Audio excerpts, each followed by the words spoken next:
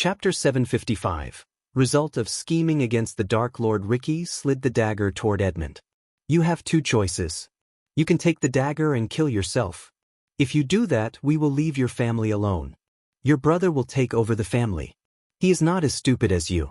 Your family will continue to live and even prosper under his leadership.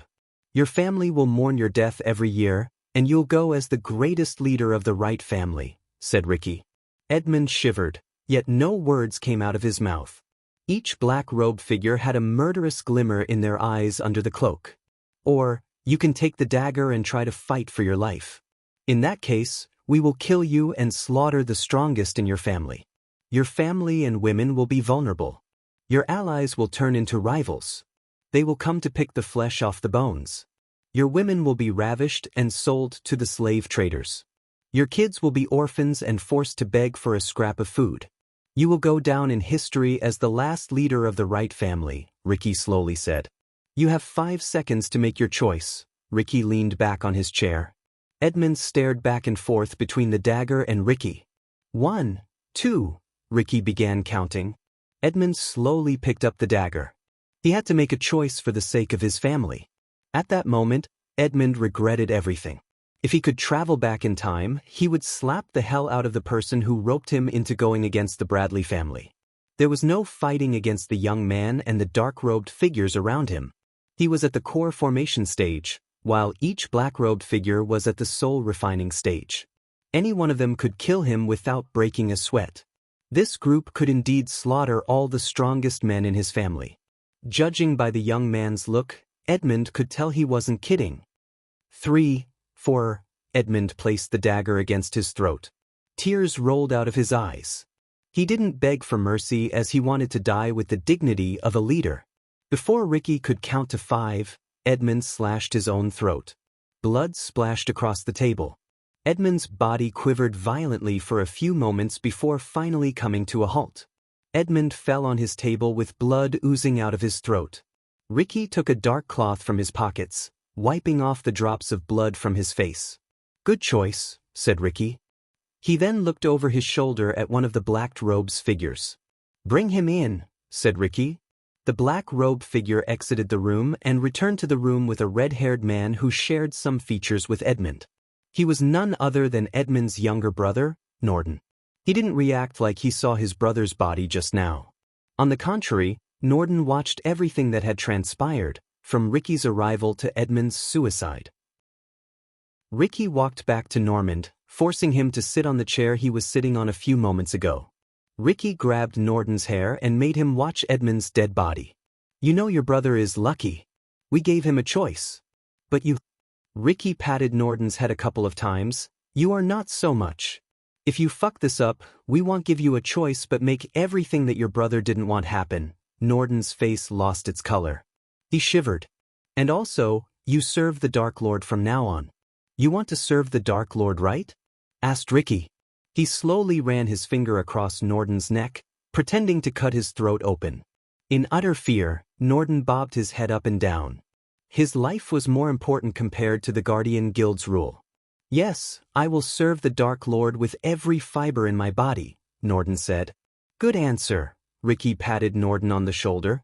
I expect this amount of gold every month. Ruiki took out a scroll and handed it over to Norden. One of my men will come and pick it up. Ricky made his way toward the door, leaving Norden behind. And, Norden, before opening the door, Ricky looked over his shoulder at Norden. We'll be watching you. So no funny business with the Guardian Guild, Ricky said and left the room. After leaving the Wright family compound, Ricky flew straight to Aragoth. He dismissed Arius assassins as he wanted to be alone. Aragoth was located amidst the captivating mountain chain. Lush forests, misty cliffs, and majestic waterfalls were just a glimmer of beauty that Aragoth had to offer. Under the sparkling blue moon in the dark sky, Aragoth Academy buzzed with life. Ricky landed on a tall mountain cliff from where he could watch a 3-story building. The building's top floor was roofless. When Ricky landed on the mountain cliff, several runes glowed for a few moments before dating away on the ground. Elidar's runes deactivated the defense runes so no one would be alerted of Ricky's presence. After Michael announced himself as the Dark Lord, Almost every sect, academy, noble family, and organization enhanced their defenses with the help of the Guardian Guild.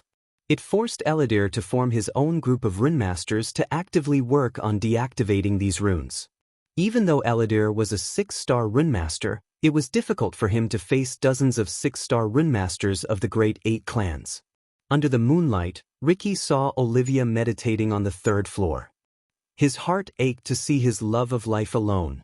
He was so close to marrying her when he had to choose between Olivia and the Dark Lord. As much as he loved Olivia, he knew that he was nothing without Ghost. Ricky's loyalty outweighed his love for Olivia. Ricky sat on the mountain cliff, looking at Olivia from a safe distance. Olivia opened her eyes as though she had sensed someone watching her. She looked left and right, but Ricky was far away from her eyes could see. Plus, Ricky blended perfectly with the darkness thanks to his dark armor. "Come with me, Olivia." "To where?" "Ricky, please listen to me. If you go with him, they will hunt you down for the rest of your life. He will take care of us, Olivia, just as he always does. He deceived us, Ricky. Don't you see that? Stay with me, Ricky. We are supposed to stay together. We will. Just come with me to the southern continent. The portal is about to open, please. Loyalty or love? You can't have both, Ricky. Don't make me choose, Olivia." The memories of Ricky's last conversation with Olivia flashed across his mind. He remembered everything vividly. Even if Ricky was sent back in time, he would make the same choice. Some days, he got mad at Olivia for making him choose between her and the Dark Lord. She was Ghost's disciple for a year. Ricky wondered what made Olivia believe what the Guardians were saying about the Dark Lord. If it wasn't for Ghost, she wouldn't have reached the 5-star alchemist level. Her fame, talents, skills, and everything came from Ghost, yet Olivia threw everything away without a second thought. Despite everything, Ricky still loved Olivia. Seeing her, his anger toward her faded away. He couldn't help but remember the good memories he had with her. It put a smile on Ricky's face. He had seen countless beauties in the southern continent and the army of the Dark Lord, yet no one replaced Olivia's place in Ricky's heart. His whole family nagged him to marry someone else, but Ricky outright refused to even think about another girl. Ricky's deep love for Olivia and sadness in his heart put a knot in his cultivation path. Otherwise, he would have hit the fusion stage like most of the Dark Lord's subordinates. Ricky watched Olivia talking to a few nobles. After the Guardians shut down the majestic chains, they tried to recruit Olivia to produce potions and pills for them. However, Olivia refused to play any role in the war between the Dark Lord and the Guardian Guild. Even if she joined the Guardians, Ricky didn't think the Dark Lord would mind. He was at a point where he didn't need a potion or pill. A hall filled with arrays and contraptions refined pills and potions for the Dark Lord's army instead of alchemists. Olivia was about to leave the building when she turned around. She still had the feeling that someone was watching her. Seeing Oliva's reluctance to leave the building, Ricky stood up. He knew it was time for him to leave. He would be in trouble with the Dark Queen if someone found him. He took a deep breath, standing up. "Goodbye, Olivia." Ricky had a smile filled with pain and grief. He slowly ascended to the sky before disappearing into the clouds. After leaving the mountain, Ricky headed for the secret portal connecting Elon continent to the southern continent. Only those who were close to the Dark Lord knew the existence of these portals. These portals were the reason why Ricky and the Dark Lord's people could travel between the Dark Ocean and other continents without alerting the Guardians. While Ricky was flying toward the forest near the river town, he heard Daniel's voice in his head. "Where are you? Are you all right?" asked Daniel. "Yeah. I am on my way to the portal." "Something happened?" asked Ricky. "Damn it, Ricky. Did you forget? The Dark Lord will return to the castle soon. We need to finish things up here." "Shit, I almost forgot." Ricky smacked himself on the head. "Are you at Aragoth again?" Ricky was startled by Daniel's sudden question. "No," Ricky refused. "You know Azazel can see you wherever you are, right?" Ricky did not respond as he knew Daniel was right. "Don't get into trouble, Ricky. Come here as fast as you can," said Daniel. Ricky hastened his pace. It had been a year since they saw the Dark Lord. According to Azazel, he would return to the castle soon. Therefore, the entire castle and all of the subordinates were under pressure to meet the Dark Lord after such a long time. Chapter 756, Return of the Queen. While Ricky was heading for the Dark Ocean, two giant trolls were rampaging through an empty, barren land. One could see nothing but barren land except the two trolls. One troll was icy blue that stood 12 feet tall, while the second was red and stood at least 15 feet tall. These trolls sported a set of large tusks on the edge of their faces. Each troll had a big and heavy stone totem engraved with a rune that granted it a specific elemental power. The blue one, for example, had a totem that granted it ice elemental power. In stark contrast, the red troll's totem granted it elemental firepower. Despite their elemental differences, the trolls had a common enemy and glazing anger within their eyes. The ground contained several crates due to the trolls hitting the ground with their heavy totems. Of course, they missed their targets. Otherwise, the trolls wouldn't be roaring and swinging their totems left and right. With their gigantic bodies and half-immortal stage cultivation, these trolls could reduce any kingdom in Elon to the ground. Fortunately, these trolls were trapped within a pocket dimension. Is that all you got, you fucking ugly pieces of shit? At that moment, an annoyed voice echoed through the barren land. The trolls roared in anger as though they had understood the meaning of those words. A young woman clad in shiny black armor with a skull engraved on the chest descended to the ground. Her armor glistened under the starry sky. One could see runes radiating a dim light on her armor. A dark skull mask covered her face, but a few strands of raven black hair escaped the mask and flowed down on her shoulder. A long black scythe dangled on her back while she held a crimson-red spear in her hand. Her long black coat covering the shiny armor fluttered in the wind. The trolls roared, looking at the young woman. They banged the ground with their totems to vent their anger. The girl slowly removed the skull masking, revealing her angelic face. She was none other than Gaia herself without wearing the mask of Elia. It had been a year since she wore that mask. For the last 11 months, she had been going in and out of this pocket dimension, searching for the Dark Lord's armor piece. She hoped she was getting close to the armor piece. She cursed the past Dark Lord for filling this dimension with all kinds of weird yet powerful enemies. Without the teleportation scrolls proved to her by the Dark Lord, she couldn't have reached this point. Gaia closed her eyes for a moment as the golden spear turned jade. The spear let out a sizzling noise, reacting with her poison. Gaia threw the poison-covered spear at the blue troll. The spear soared through the air. The troll swung the totem in its hand to deflect the spear, yet it was too slow. The spear hit the troll in the chest. "Jiash!" The troll roared. Meanwhile, the red troll opened its mouth, breathing fire like a dragon. Gaia simply raised her hand, summoning a jade shield around her. The fire brushed past the shield. She slowly walked toward the fire-breathing troll. The blue troll was too focused on pulling out the spear stuck into its chest. "Arg!" The fire troll roared. It raised the totem high in the air to bring it straight down upon Gaia. When the totem was just a few inches away from her head, she dashed at the troll at lightning-quick speed. The troll did not expect her to disappear suddenly. She leaped into the air. In mid-air, she took the scythe from her back and plunged the pointy end into the troll's neck. The troll roared as boiling hot blood splashed out of its neck. She dropped down from the troll's neck, holding the scythe tight. As a result, she cut the troll from its neck to its gut. The fire troll went berserk in pain and anger. It violently swung the totem in all directions. It kept banging the totem against the ground, sending shock wave after shock wave. Several deep cracks appeared in the ground. Gaia leaped behind to put some distance between her and the troll. Meanwhile, the blue troll finally pulled out the spear. The troll possessed enough intelligence to try to bend the spear. Gaia quickly raised her hand as a rune on the spear. The troll's eyes went wide as the spear flew out of its hands. Gaia jumped onto the spear and used it as a hoverboard to reach the blue troll. Both the trolls retaliated by breathing ice and fire at Gaia. The stream of ice and fire produced a vapor hot enough to melt iron blocks. Gaia leaped higher in the air, escaping the hot steam. When she was right above the trolls' heads, she waved her hands as a cloud of thick green mist covered the trolls. The trolls breathed in the poisonous air. Soon, they began to cough, which sounded like explosions. The trolls couldn't breathe. They coughed to the point their movements became wobbly. But to Gaia's shock, the fire-breathing troll stomped the ground with enough force to create sparks. The sparks met with the poisonous cloud, resulting in an explosion. At that exact moment, the blue troll breathed cold ice, creating a shield around the red troll and itself.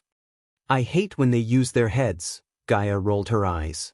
After the explosion, the green mist vanished into thin air. Gaia landed almost 10 meters away from the two trolls. The two trolls rubbed the ground with their feet, threatening to dash at Gaia. She cracked her neck.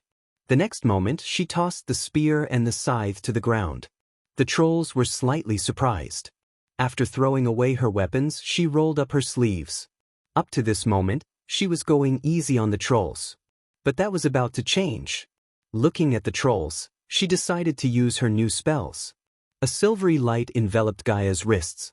Gaia dashed at the trolls, breaking the sound barrier itself. Her speed created a shock wave that formed a clear circle around where she was standing. The troll was taken aback by her speed. Compared to the trolls, her small stature made her more agile than the trolls. She leaped into the air as targeting the red troll. Both the trolls swung their totems left and right, but Gaia swayed her body to the side, easily avoiding the totems. She raised both her hands toward the red troll as a silvery energy beam shot out of her hand.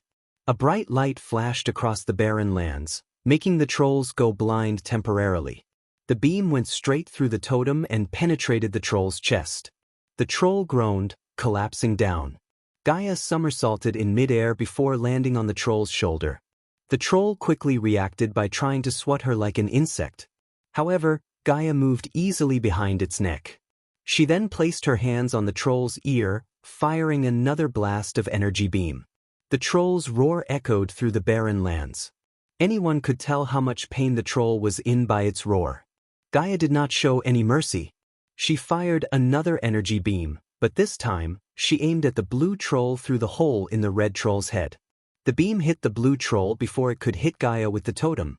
Instead, the energy beam hit the blue troll's totem. As a result, it lost the totem as well as its balance. Gaia quickly reached out for the scythe as it flew straight back into her hands. She swung the scythe with enough force to cleave the troll's head right off its shoulder. Hot blood splashed across the ground and on her face. The troll's body twitched uncontrollably. Seeing the troll's death, the other roared with fury. Its eyes lit up with icy blue energy. Its power shot through the roof.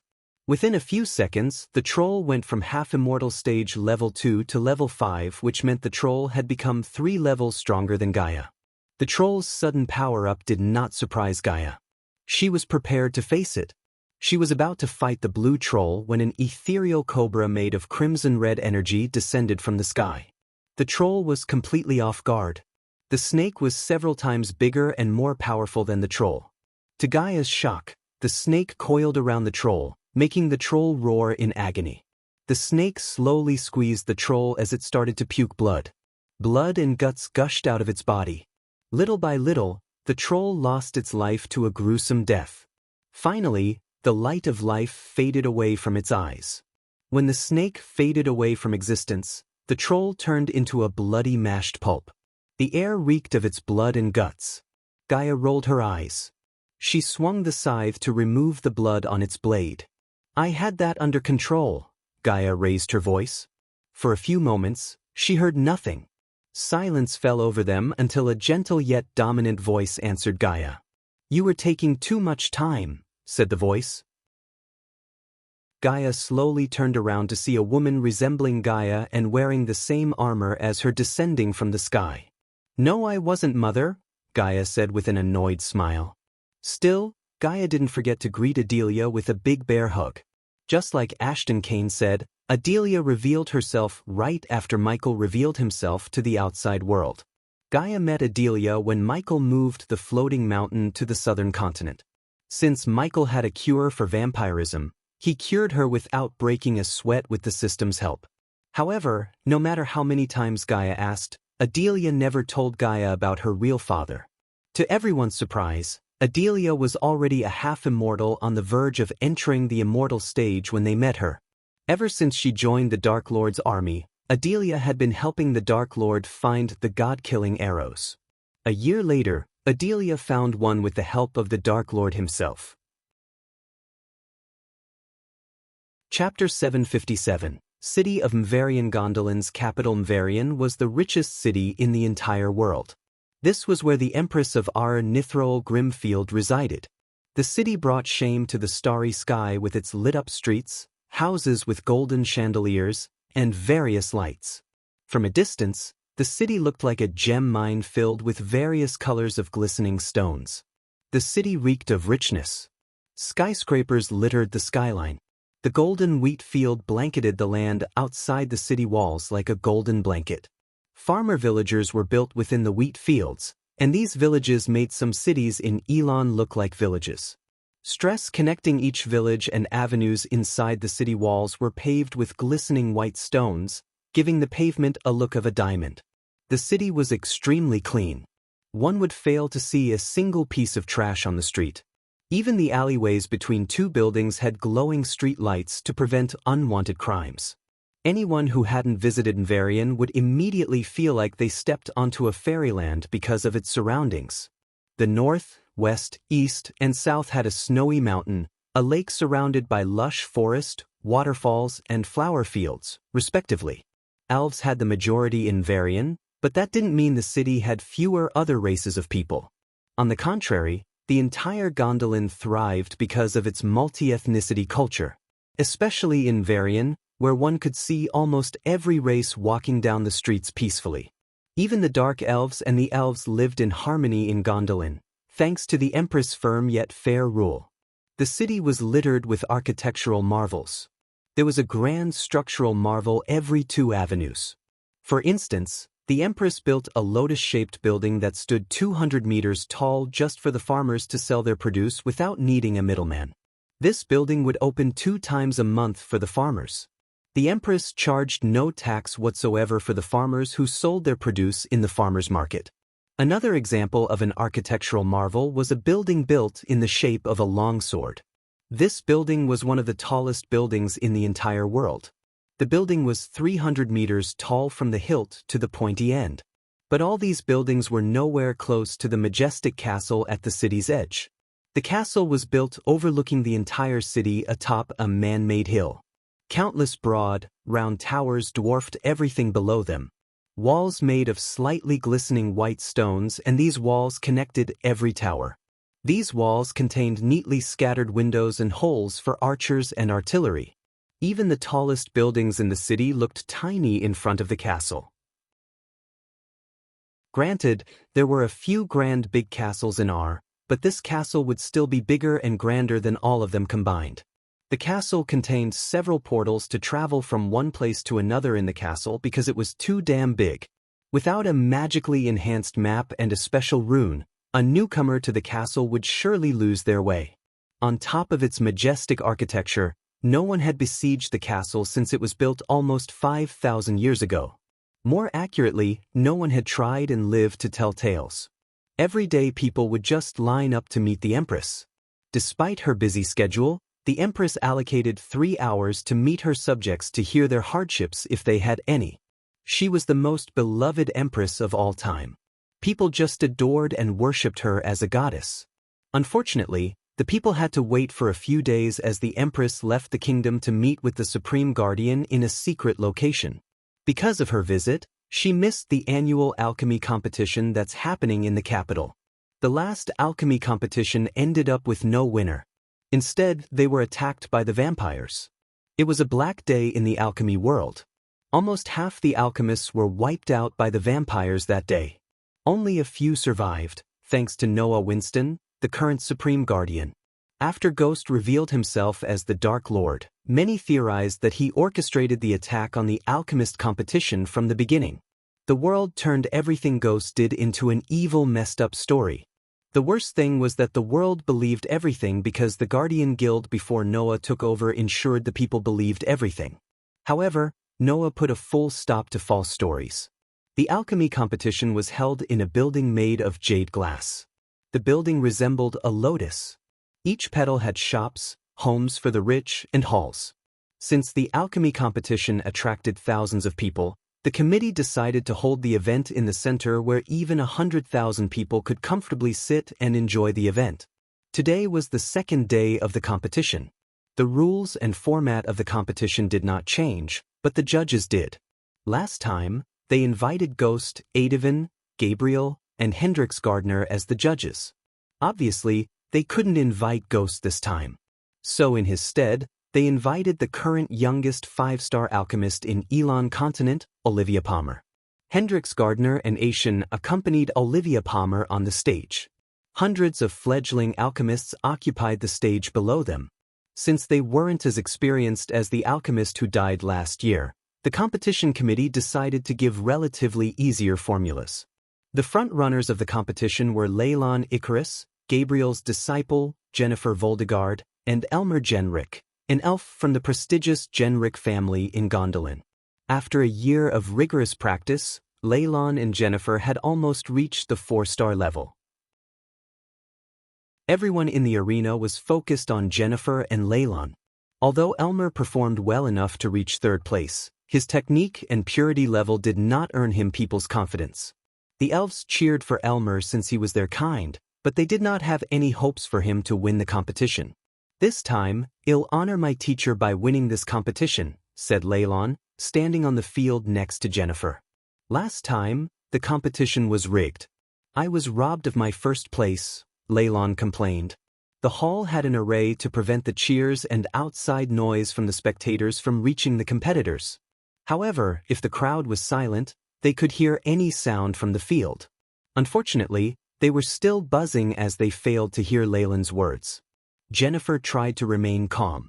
Even though she was a clone of the Sky Hall, she had her own thoughts and feelings. Hence, she felt annoyed by Leylon's constant nagging. We both knew Noah was winning last year, said Jennifer.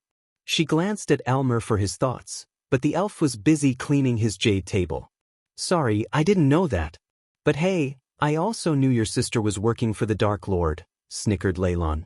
Eve Voldegard was one of the people who followed Ghost to the southern continent despite what the world said about him. Because of Eve's decision to follow the Dark Lord, the Voldegards were forced to disown Eve. As far as the Guardians were concerned, she was a criminal for following Michael. Noah did not punish the Voldegards for Eve's choice. However, they were secretly monitoring the Voldegard family. Don't talk about my sister, Jennifer gritted her teeth. Not that Leylon's words angered Jennifer, but if the real Jennifer was here, she would have gotten angry. Thus, the clone did the same to play her role correctly.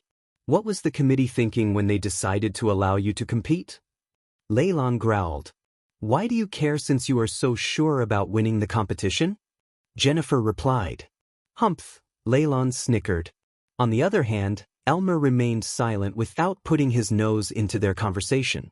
Instead, he cleaned the jade table spotless as though he hated dust on his table more than anything. The jade table reflected his clean-shaven face with blue eyes, a square jaw, and striking golden hair. Elmer was not a talkative type. Since the competition had started, he barely spoke. Finally, the crowd became silent when the bell rang. Everyone quickly shut their mouths as the alchemists' bodies tensed. They all looked at the judges. Asian rose from his chair and made his way to the edge. He glanced over the field with the alchemists. It's my honor to welcome you all to the second day of the competition. Once again, I have to thank Her Imperial Majesty for providing us with such an exquisite venue and protection. We couldn't have done this without Her Imperial Majesty's aid, especially what happened last year. As before, please mourn for the lost ones for a minute in silence, please. The crowd rose from their chairs to pay their respect to the alchemists and people who lost their lives at the competition last year. Silence swept across the arena. The people closed their eyes, lowering their heads. Thank you, Asian's words broke the silence. Without a further ado, let us begin the second stage of the competition. To start it, I'd like to welcome the youngster 5-star alchemist in the Elon continent and the head of alchemy in Aragoth, Miss Olivia Palmer. As soon as Asian united Olivia to the front, an awkward silence occupied the arena. Few mumbled something under their breath. Everyone stared at Olivia with different looks. Some admired Olivia for not following the Dark Lord, while some had hostile looks as they thought she supported the Dark Lord in the shadows. Olivia was used to their gazes. She took a deep breath and walked to Aishan's side. "Thank you for your good words, Lord Aishan. But I must remind the world that I am not the youngest 5-star alchemist." "We all know who the youngest is," people gasped in shock. They couldn't believe the guts of Olivia to speak such words. Even Aishan and Hendrix were startled by her words. "All I wanted to say is, do not let the past and one person's actions pollute the beautiful world of alchemy," Olivia calmly said. "Your challenge for the second round is you have to brew the Lucid Dreams potion in under 2 hours. To help you brew it, you will receive the recipe and 3 batches of ingredients." As the competition began, several people were on their way to kidnap someone important. These figures were using the forest outside the city as their cover. With their black armor, they perfectly blended with the environment. The competition was really cursed as it attracted the wrong crowd for the second time. Chapter 758. Yet another alchemy competition. Lucid Dreams potion was just a standard 2-star level potion. However, it contained several intricate, complex steps to brew it without the cauldron exploding on an alchemist's face. Rich noble kids consumed this potion as a kind of drug to have a dream of their desire. Elmer noticed 3 batches of ingredients materializing on his table.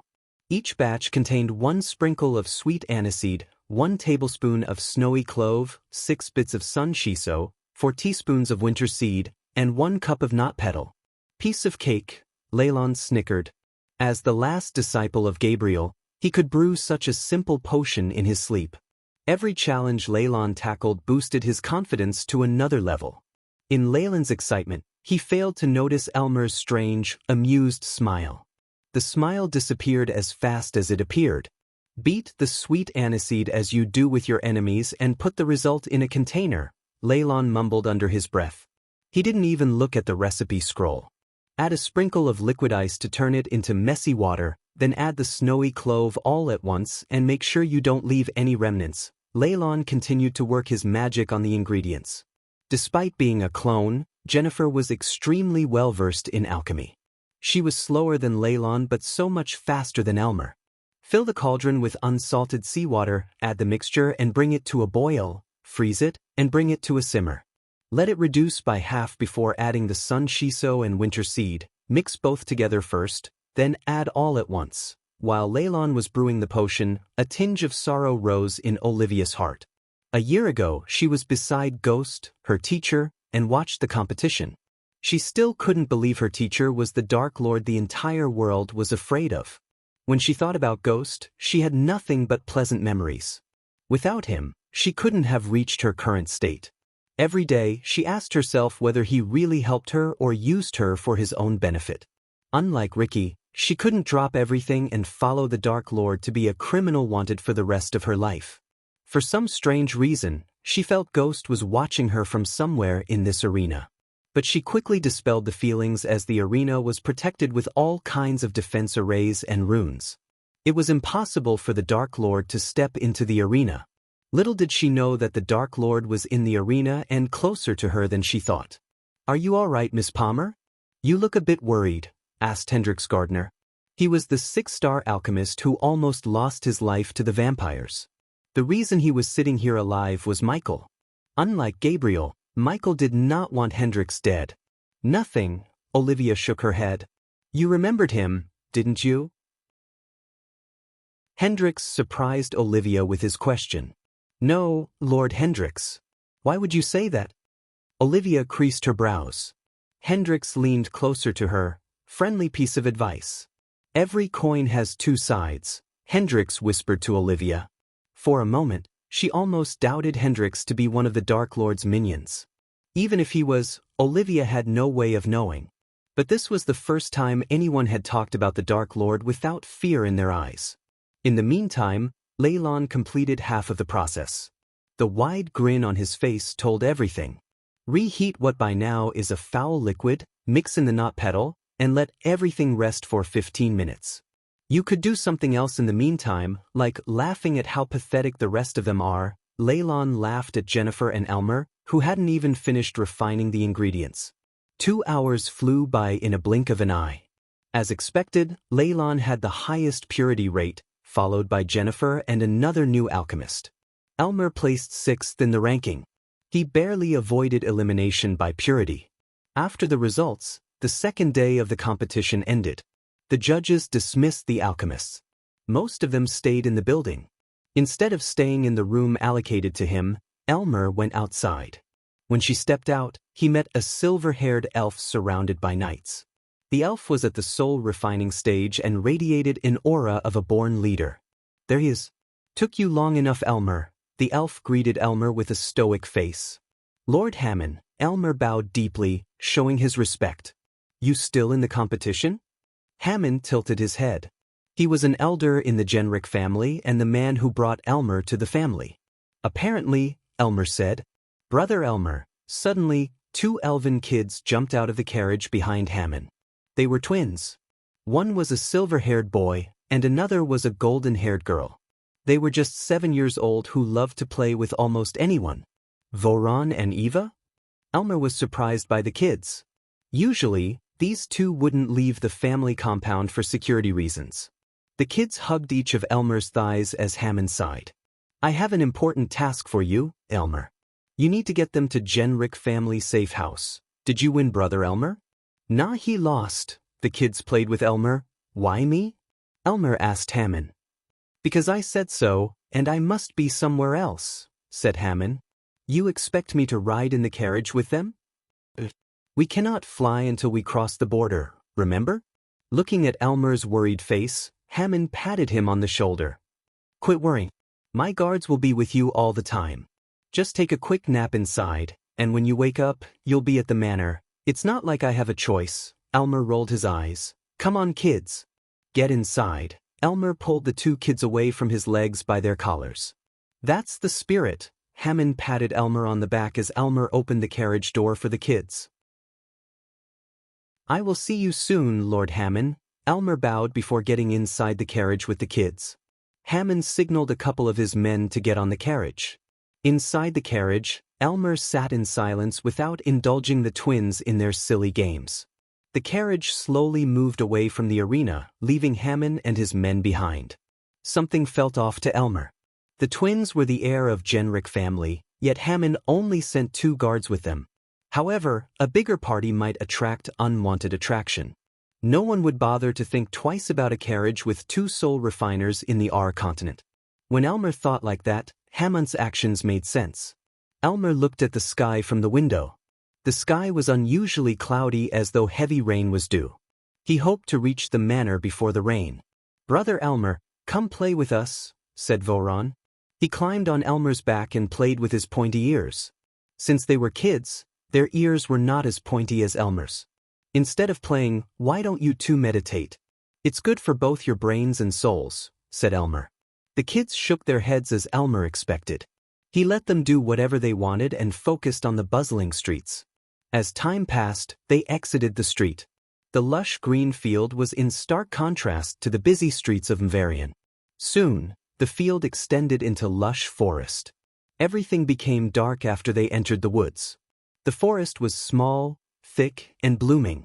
Its canopy was eclipsed by alder, larch, and ash, and twinkling lights bursting through their crowns allowed for a mosaic of shrubs to claim the brittle leaves on the ground below. Swooping tree limbs held onto every tree, and a range of flowers clung to any space they could find and looked almost out of place in the otherwise mundane terrain. A cacophony of beastly noises, predominantly those of insects and critters, filled the air, and were accompanied by the occasional sounds of large animals in the distance. Elmer savored the sight and silence outside. He trained himself to ignore the 2 annoying kids and focus on something else. For example, the elven rune in the Genric family underground vault. This particular elven rune favored the fire element. Thus, anyone who wields the rune would gain an unimaginable amount of increase in fire manipulation, which was crucial to every single alchemist. The Genric family had been protecting the rune for centuries. Only the core family members had access to this rune.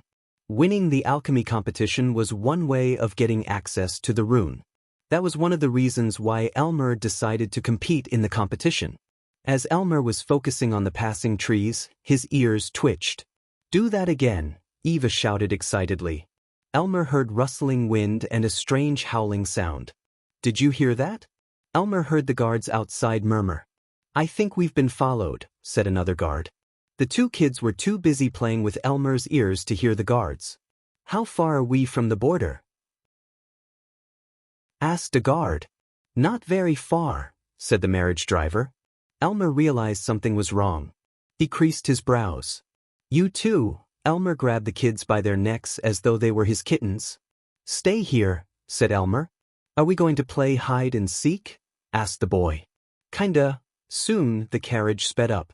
As a result, the carriage bobbed up and down. The ride became extremely uncomfortable. Elmer grabbed his seat tight to balance himself. "We are being followed." "I see figures in the woods," said a guard. His voice had a tinge of panic. Suddenly, Elmer heard a thud.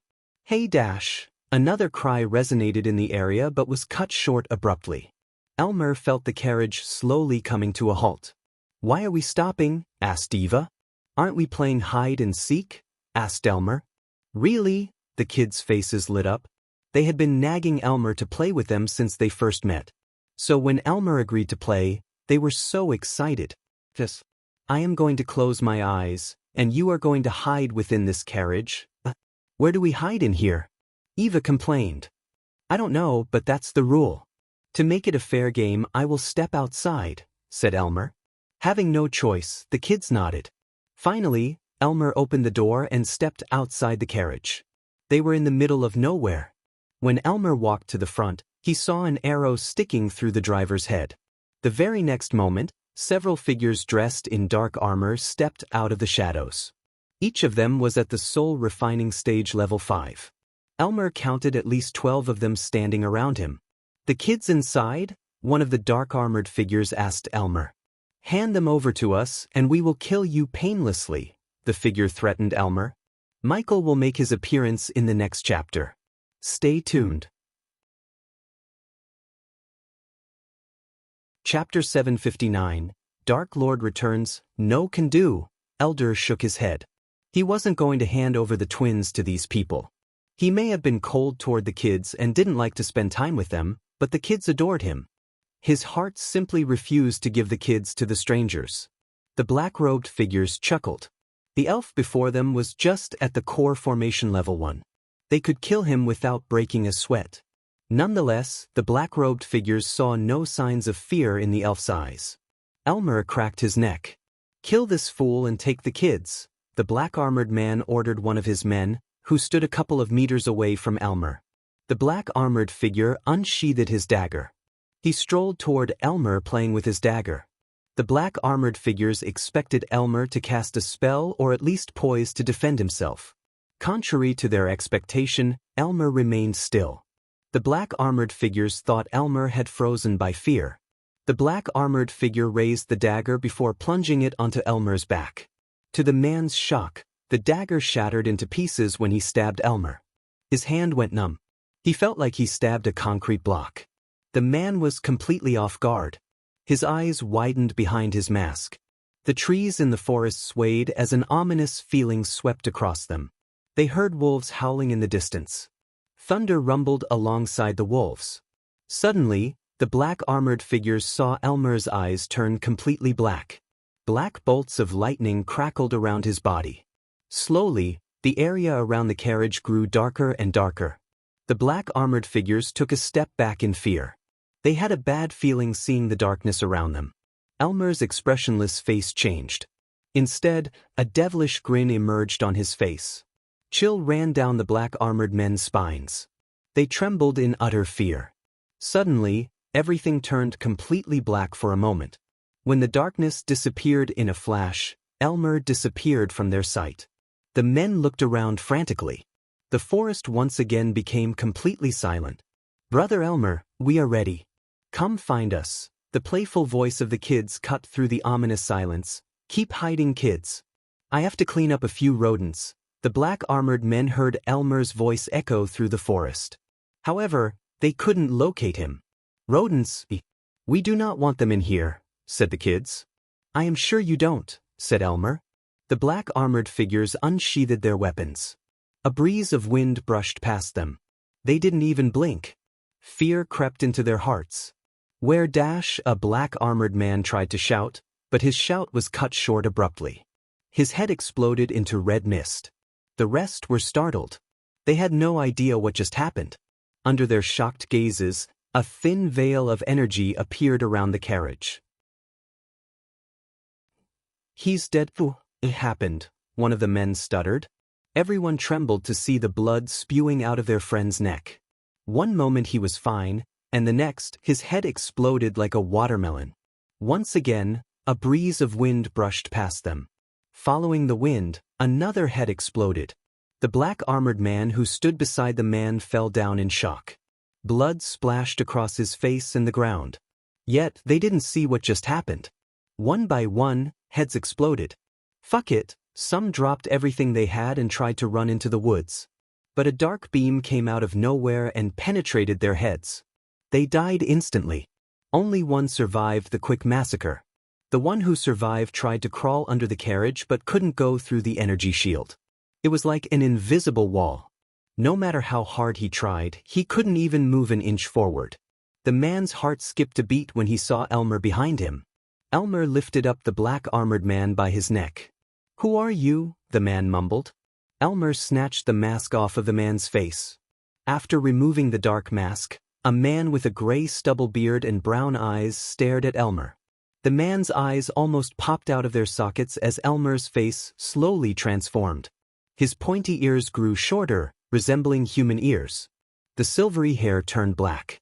If these weren't shocking enough, Elmer's face itself transformed into resembling someone else. The man recognized his face almost instantly. In fact, everyone in the world would recognize the face because the Guardian Guild had posted thousands of posters worldwide with his face on. The man muttered. He couldn't believe that out of all people, they actually stumbled upon the Dark Lord himself. They were actually ordered to kidnap the kids where the Dark Lord was. The man's mind went blank. Everyone in the world knew how he slaughtered hundreds of Guardians, including Immortals, before he obliterated Ithalan to oblivion. "What's your name?" asked Michael. "Thamer," the man mumbled. It had been a year since Michael took the identity of Elmer, an elf, and infiltrated the Genric family. A lot of things have happened since he exacted revenge against Thusia. One of the major things was the system going offline. He upgraded the system from version 7 to 8. To Michael's surprise, the system required an entire year to upgrade itself. But before it went offline, the system required Michael to get his hands on the Elven rune in the Genric family without revealing his identity for some reason. To the outside world and his minions, he disappeared and went underground. But in reality, Michael was staying with the Genric family, slowly gaining their trust and working as an amateur alchemist. Only a few knew about Michael's current identity, which included Gaia and her mother.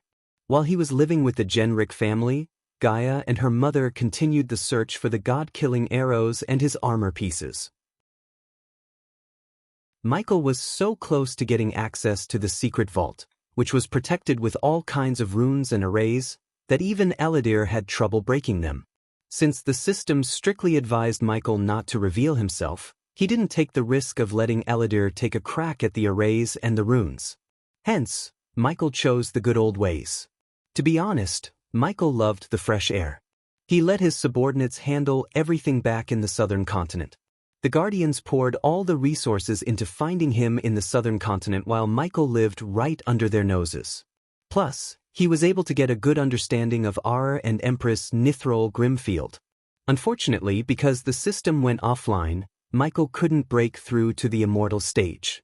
Everything was going great until these assholes decided to ambush him and the two annoying kids. Whoever sent Thamer just made it into Mysaheel's kill list. "You know who I am, right?" asked Michael. Thamer bobbed his head up and down.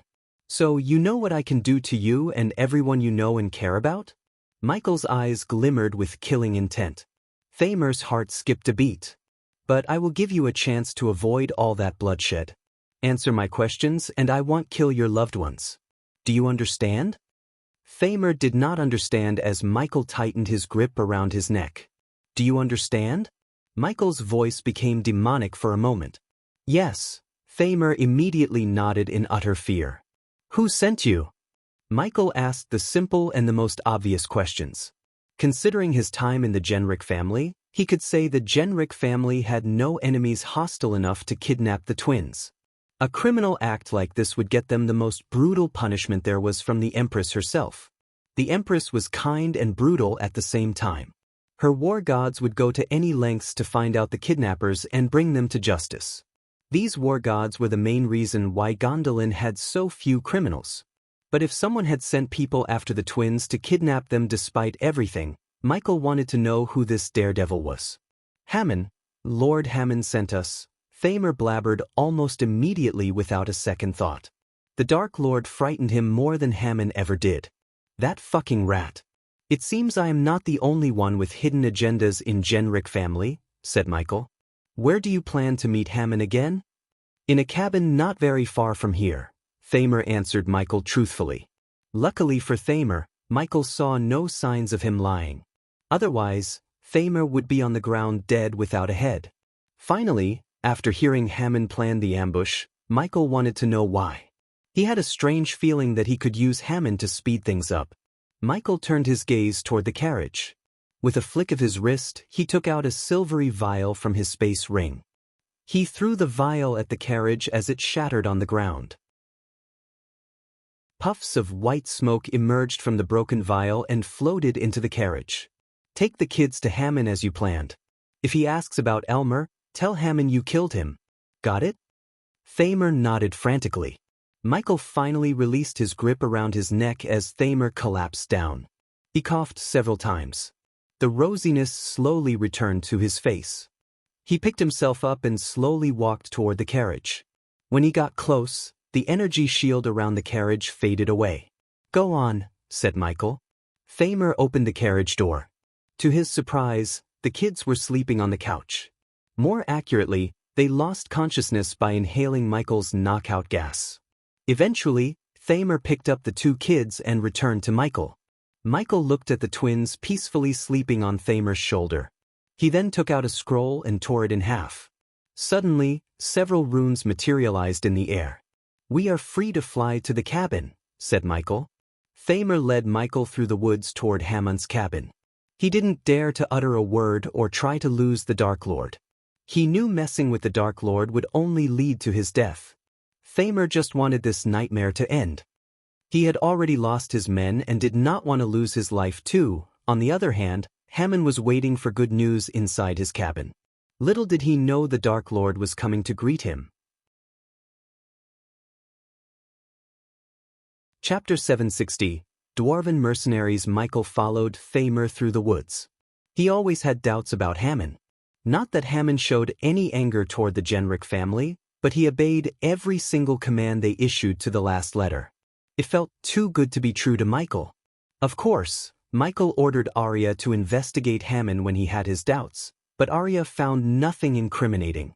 This was what made Michael curious about why Hammon staged an ambush.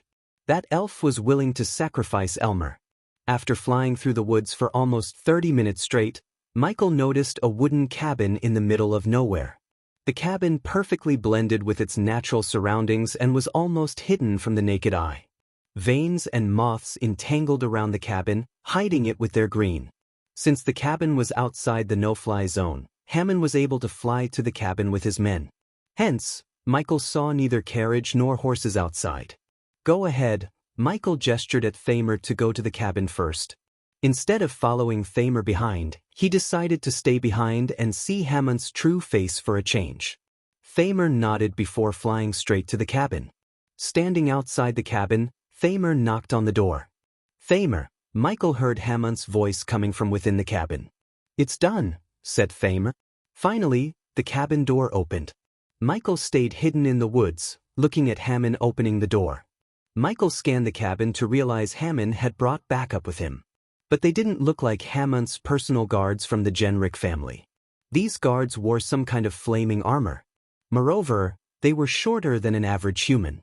They had long, bushy beards, messy hair, and bulky arms. Simply put, they were dwarves. Moguls, Michael mumbled under his breath. The Moguls were a mercenary guild from the Dwarven Kingdom. The vilest and most ruthless dwarves exiled from their homeland formed this brutal mercenary guild that would do anything for the right price. They were like the Grim Reapers but less secretive and more ruthless. They didn't end up on Michael's radar until now. They had been escaping the war gods using the mines and mountains. To be honest, Michael was surprised to see them with Hammond. Usually, the dwarves loathed the elves. Thus, if they were working for Hammond, he must have offered them a handsome payment. There they are, Hammond licked his lips. His eyes turned predatory, looking at the twins. They are alive, right? Asked Hammond. Yes, Thamer nodded. Something's wrong, Michael heard a dwarf growl. Michael was surprised by the dwarf's perception. Following the dwarf's statement, all his buddies unsheathed their weapons. Hammond was startled by their action. What's wrong? What's happening? Asked Hammond. He had no clue why the dwarves suddenly unsheathed their weapons. Unlike the dwarves, he failed to notice the fear in Thamer's eyes. He's being blackmailed. I can see the fear in his eyes, a dwarf with a long cut across his face growled. The dwarf immediately lunged at Thamer with his battle axe. He placed the axe against Thamer's throat while Hammond quickly took the kids off Thamer's shoulders. He threw the kids on the table like they were toys. Another dwarf kicked Thamer on the knees to bring him to his knees. Instead of questioning Thamer, the dwarf just stared into his eyes. He is not himself. Someone forced him to do this, said the dwarf. Once again, the dwarves surprised Michael. Despite their lust for blood and booze, they actually showed some intellect. They didn't even believe Thamer for a minute. Just by looking into Thamer's eyes, the dwarves figure out he was forced. Michael calmly watched everything that was happening inside the cabin. We are all fucked, mumbled Thamer. Tears rolled down from Thamer's ears without his control. Thamer's tears completely dazed Hammond. He knew Thamer for years. Thamer was one of the most ruthless and heartless bastards he had ever known in his life. But he was sobbing like a little child. Thamer, what the hell are you talking about? Hammond asked Thamer. He yanked Thamer by his collar. Before Thamer could utter another word, a bright light flashed across the cabin. The dwarves were startled. Soon, a sudden gust of wind snuffed out all the candles in the cabin. Darkness fell over the room. Hammond couldn't even see his own hands before his eyes. The dwarves quickly lit the lanterns dangling on their waists. Since they traveled through dark mines, they all had lanterns to light their way. Hence, they quickly fought off the darkness with the lanterns. The lantern light dimly lit the room with a shade of orange. Hammond let go of Thamer and moved closer to the twins. Someone's here, said a dwarf. Hammond's ears twitched as he heard footsteps. The footsteps sounded louder and louder until the door creaked. Every single pair of eyes were locked onto the door. They expected someone to open the door wide open any second. As they expected, someone did open the door. In the dim light, they saw Michael walking into the cabin. The dwarf near the doorway lunged at Michael without a second thought. Only when he was in midair the dwarf recalled the face. His eyes widened in shock. But it was too late as Michael caught the dwarf by his neck in the air. The dwarf's feet quivered as he started swinging his battle axe at Michael to cut his head. Hammond heard a cracking sound as the dwarf stopped quivering in Michael's hand. The battle axe fell off the dwarf's hand and hit the ground with a loud thud. The Dark Lord, Hammond mumbled under his breath. His predatory eyes glistened with fear. The dwarves took a step back. To a man who killed immortals, killing a bunch of soul refiners was as easy as lifting a finger. The dwarves were not stupid to rush into battle head-on with the Dark Lord himself. Judging by the situation, the dwarves knew the only way to escape was through negotiation. They just hoped the Dark Lord was in the mood for talks. We can have a civilized conversation if no one pulls any stupid stunts, said Michael. Michael dusted off his arms. With a flick of his wrist, he pulled a wooden chair toward him. He turned the chair around and sat backward. The dwarves and Hammond looked tense. It was no surprise, though. One could say the dwarves were holding well. Many would have wet their pants. After the terror campaign the Guardian Guild and the Great Eight clans held against Michael, he didn't need fear toxin to scare people. The Guardians and the Great Eight clans wanted to stop people from believing in the Dark Lord or worse, worshipping him as though he was a god. The fear worked in Michael's favor. He never expected people to worship him. Instead, Michael wanted them to fear him. That was why Noah stopped the campaign to spread fear throughout the world, as he knew the Dark Lord wanted just that. Still, Noah was too late. The Guardian Guild and the Great Eight clans did a fantabulous job of scaring people. Even the criminals shivered at the mere mention of the name Dark Lord. Now let me hear why you want to kidnap those two. If I am not wrong, you should be protecting them. This doesn't seem like protecting, said Michael. Hammond felt reluctant to speak. Michael just lifted his finger as a lightning bolt shot out of his fingertips. The lightning bolt went straight through Thamer's head, instantly killing him. The dwarves jumped back in shock. Thamer wasn't weaker than any of them. If the Dark Lord could kill him with a single lightning bolt, they could only imagine what he could do when he used his full power. They realized the stories they heard about the Black Day were not at all exaggerated. In case the system hadn't gone offline for a year, Michael would have reached level 3 immortal stage. Unfortunately, he was being bottlenecked by the system. As you can see, I am not a very patient guy. So you should answer me without testing my patience, said Michael, crackling his fingers. Thamer's boy was on the ground with a big hole in his head. Blood still oozed down from the hole. His eyes were filled with terror and shock. At least he died instantly without suffering. Hearing Michael's words, Hammond gawked around the cabin. Everyone in the room knew there was no way of escaping without the Dark Lord's permission. However, Hammond couldn't reveal his story in front of these dwarves. Michael noticed his hesitation and sighed. You seem to want more privacy. That can be arranged, said Michael. When he turned his gaze at the dwarves, they realized he was about to kill them all. Fuck this and fuck you, one of the dwarves roared. He didn't want to go down without a fight. The dwarves would rather fight and die fearlessly than beg someone else for their lives. A dwarf raised his battle axe to bring down upon the Dark Lord with full force. However, his body froze as the battle axe slipped off his hand. Michael's eyes lit up. The very next moment, the dark beams shot out of his hands and bounced off from dwarf to dwarf, killing everyone except Hammond in a blink of an eye. The dwarves didn't even have the chance to defend themselves. After the dark beams disappeared as quickly as they appeared, puffs of smoke escaped Michael's eyes. One by one, the bodies hit the ground with a thud. Hammond's mind went blank. He paid 1,000,000 gold coins to the mercenaries to get them to work for him. Unfortunately, his 1,000,000 gold coins went to waste. I'm not going to ask you again. Tell me why you stage an ambush and kidnap the twins, asked Michael. This time, his voice became colder and demonic. Hammond felt the pressure from the Dark Lord's piercing gaze. Having no choice, Hammond began to reveal his backstory. After hearing his full story, he just hoped the Dark Lord would understand his motives. Only Hammond knew the Genrick family was not as they seemed to be. Chapter 761. The Elven Rune. Michael listened to Hammond's story in silence. The crickets and distant beasts accompanied them, along with creaking woods in the cabin. Heavy downpours accompanied Hammond's story. The droplets hit the roof, making a rhythmic noise that served as background music to Hammond's story. When Hammond finished his story, Michael felt pity for Hammond. According to Hammond, his family, once called Hamlets, protected the Great Elven Rune.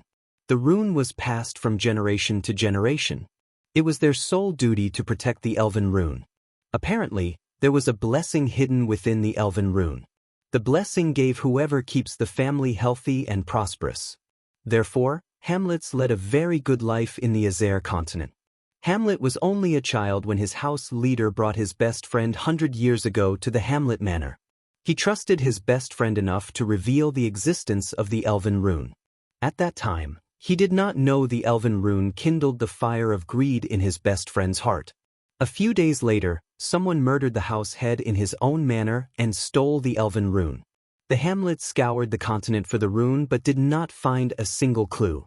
Years passed without the Elven Rune. The disappearance of the elven rune turned into a curse. One by one, the hamlets fell sick to a strange illness and gradually lost their former glory. Once a prominent family in the continent slowly lost everything until they ceased to exist. However, before the last hamlet, Hamon's father died, he found that his best friend visited him on the day the house leader died. P1E's visit N0V1B in. T. Hamon made his lives work to find the elven rune and exact revenge against those who stole the rune, resulting in his family's demise. Like vultures picking off flesh from a corpse, the rival families robbed everything the Hamlet family had. As the last and only Hamlet, Hamon was thrown into the streets. He described his hellish childhood in great detail, with tears gushing out of his eyes. Michael sympathized with Hamon because they both shared the same hellish childhood. Despite Hamon's hardships, his thirst for revenge kept him going. Finally, at his 15th age, Hamon finally met the man who came with his house head. Imagine his surprise when Hamon learned this man went from a lonely adventurer to the house head of the Genric family, Tanatar Genric.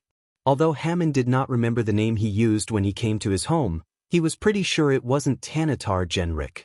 Hamon might have been a little child, but he could never forget the man's face who was responsible for everything. Hamon followed Tanatar for a couple of years, waiting for an opportunity to gain his trust and enter his family as a Genric.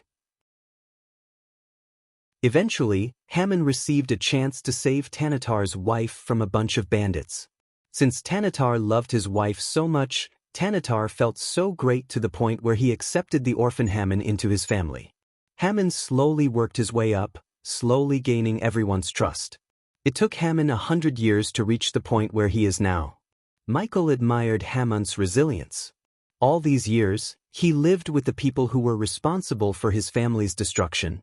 Even he couldn't have lived with Victoria and her family for a year, let alone 100 years. Michael began to have second thoughts about killing Hamon. Not only because Michael sympathized with Hamon but also because he said he had the plan to retrieve the elven rune. According to Hamon, the elven rune would recognize his bloodline. He was confident he could disable the runes and arrays in the vault to get to the rune. Michael wondered how he could use the elven rune to disable the arrays and defense runes. But he saw absolute confidence in Hamon's eyes. Since Michael didn't have the system's help, he had to rely completely on his instincts. And his instincts told him to go along with Hamon's plan. So tell me, Hamon, what's more important to you? Your thirst for revenge against the Genric family or the elven rune? You can't have both. Choose one, said Michael. Hamon's thoughts faded as images of his daily life flashed across his eyes. Michael let Hamon think in silence. On the one hand, Hamon had the elven rune, his family's heritage. On the other hand, he had Tanatar and his family, who stole the rune, resulting in his suffering. Without the Hamlet family, there was no need for the elven rune. That rune didn't have the power to bring his family back. However, killing Tanatar and destroying his family would certainly avenge his family and bring him peace. Hence, Hamon chose revenge against the Genric family instead of the elven rune. As far as Hamon was concerned, the Dark Lord could take the rune. I want the Genric family dead, Hamon growled. Except the kids. Be honest, do you really plan to kill the children? Asked Michael. Hamon hesitated to answer Michael because he wasn't a child killer. Subconsciously, Hamon was attached to the twins and the other children. His anger was pointed toward Tanatar, not the innocent children and others. Hamon was not a killer like Michael. He killed everyone in Victoria's family except the children because she sent them away before the war. The last time Michael heard, Noah had created an orphanage for children on every continent. As much as Michael hated Noah for being a righteous prick, he admired Noah for his leadership and initiatives, such as the orphanages. He was really taking the Guardian Guild on a better path. Pity their end goal was to fight Michael, which would result in only death. Your hesitation is the answer, Hamon. You can have your revenge. I am not going to kill you, but... Michael rose from the chair. I will take the elven rune, said Michael. Michael waved his hands before his face. To Hamon's shock, his face transformed, resembling Elmer. Elmer! Hamon mumbled. For a moment, Hamon thought the Dark Lord had taken Elmer's face. However, he slowly connected the dots to realize the Dark Lord was Elmer. With another wave of his hand, Michael changed his face to look like another elf. "Elmer is dead," said Michael. "Now, get your plans on the road. As I said before, I am not a very patient guy. Asterisk asterisk asterisk asterisk asterisk asterisk asterisk asterisk asterisk asterisk asterisk asterisk asterisk asterisk asterisk asterisk asterisk. The Genrick family mansion was located on the outskirts of Mvarian. The mansion would have seemed identical to any other in the prestigious neighborhood to the outside viewer. Large curtained windows set in solid concrete walls and burnt silver tiles on the roof. Stone statues and a large metal gate guarded the entrance, a freshly trimmed lawn, flowering bushes, and sunlight reflecting off the surface of a fountain on a typical warm summer day. A well-kept gravel path led to automatic double doors. Inside rested several priceless artifacts proudly. In one of the many numerous rooms, the house leader Tanatar Genrick scoured through heaps of scrolls on his wooden table. Wooden boxes were stacked high against the ceiling, and the content of the few that had been unpacked was dispersed throughout the room. The heavy dusty air dimmed the area. Outside his room, the Genrick family went on with their life as any other usual day. Tanatar Genrick was a gentle-looking elf with blue eyes and long, striking golden hair.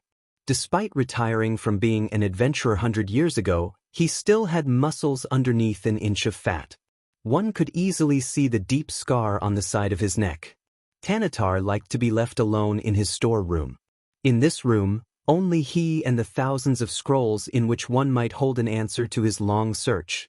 Only by one, he picked up a scroll, opened it up, read its contents, and threw it away with a glimmer of disappointment. As he repeated this cycle, he heard heavy boot steps outside the room. "My lord," someone knocked on the door. Tanatar sensed an urgency and panic in the rough voice. His eyes glimmered with fury. He hated being disturbed in this room. "My lord, you must see this. It's about the twins." As soon as Tanatar heard these words, the anger in his eyes faded. Tanatar waved his hands as several runes glowed on the door.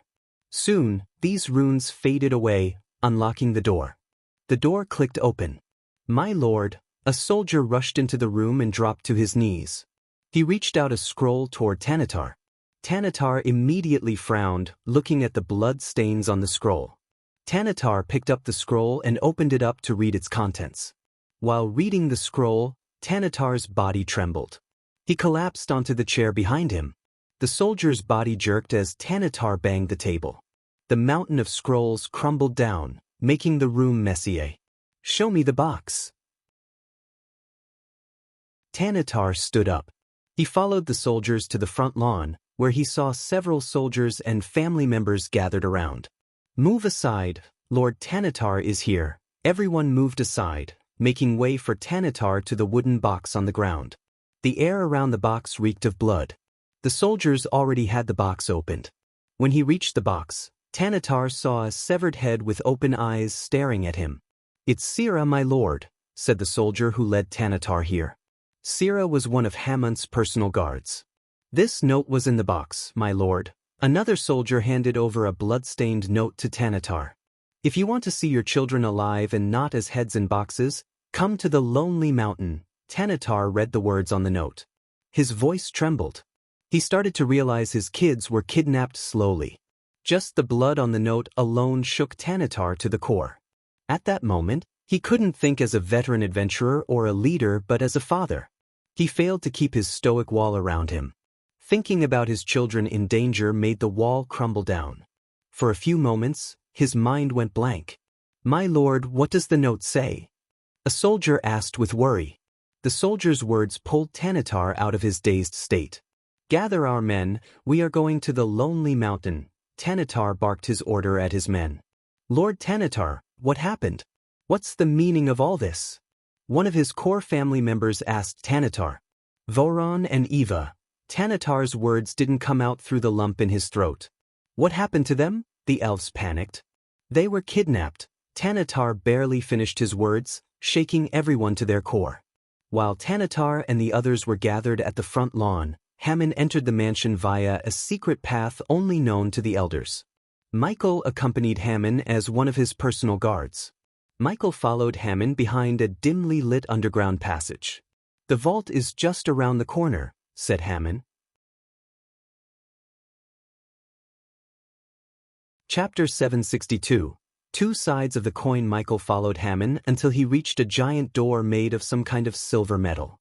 The door was built with countless nuts and bolts. On top of these mechanisms, Michael sensed countless runes. Hammond stopped a meter before the steel door. He looked around as though he was searching for something. Michael wished he had the system to disable all the runes. Luckily, Michael had an expert in runes. He was about to call for Elidir when Hammond raised his palm. Michael noticed a glowing rune on Hammond's palm. For some reason, the gears in the door started to move faster and faster.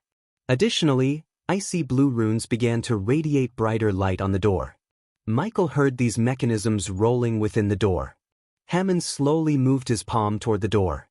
When Hammond's palm was just a few inches away from the door, an invisible force pulled his hand toward it. Hammond's hand got stuck on the door. Hammond did not shout but seemed relatively calm. The door did not freak him out as much as the Dark Lord beside him did. Hammond and Michael waited for the door to open. However, Xianxia was pretty surprised and, to be honest, startled. It seemed to him like Hammond had a way of opening the vault all this time, yet he waited for no reason. "You can open the vault door?" asked Michael. He wanted to confirm Hammond's stupidity. "Yes," Hammond nodded. Michael couldn't keep his hands from slapping the back of Hammond's head. Hammond was pretty startled but kept his hand on the door. "You had a way to open the vault door all this time, and you decided not to take the elven rune and kill Tanatar until now?" asked Michael. "It's not my fault he and his wife couldn't have a child for almost 80 years, give or take," Hammond shrugged. To Hammond's surprise, Michael chuckled. "So you were waiting for them to have children as much as them? It's funny, but I do admire your patience," Michael smiled. When Hammond saw the smile on the Dark Lord's face, he was truly surprised. His smile brought such warmth to Hammond's heart and almost made Hammond wonder why in the hell everyone was afraid of this guy. He looked so friendly and good-looking with a smile. Michael did his best to keep the pressure of being the Dark Lord gets to him. He didn't want to end up like his previous self, who had to reset the entire universe to fix his mistakes. A few minutes later, the gears finally stopped as Michael noticed the runes fading away. Michael did not care about how Hammond managed to disable the runes and the mechanisms. All he cared about was the elven rune within the vault. The vault door creaked. It slowly slid open, revealing a room surrounded by 4 marble walls. The vault was a meter thick. It would weigh at least a ton. Michael realized why no one opted for breaking the vault door using explosives. It would take a nuclear warhead to destroy this one. In the center of the room, Michael saw a golden plate hovering in the air within an energy shield. There was a glowing rune on the golden plate. It suddenly pulsated a wave of energy as though it had sensed something. At that same time, the rune on Hammond's palm produced an otherworldly whistling noise. The golden plate moved toward Hammond but was stopped by the energy shield. Hammond's legs turned to jelly, seeing the rune after so many years. He slowly took a step forward. On the other hand, Michael walked toward the elven rune to find a way to free it from the energy shield. Michael's eyes flickered. He activated the X-ray vision to locate the source that was powering the energy shield. Michael noticed a purple heat wave running from the ground below the golden plate into the wall on the other side. Michael made his way to the wall and ran his fingers through the wall. He knocked on the wall for a moment to gauge how thick these walls were. The dark flames coiled around Michael's fist. He was about to punch the wall when he sensed several beings on their way to the vault.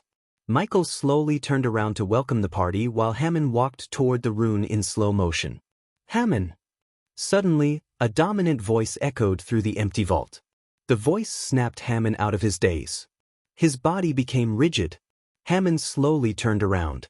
Hammond's mind went blank when he saw Tanatar and his royal guards at the vault doorway. Michael wondered what made Tanatar ignore his children and return to the vault until he saw a glow on his hand. If Michael had to guess, he would say Tanatar had another rune on his hand. In a blink of an eye, Michael appeared behind Tanatar.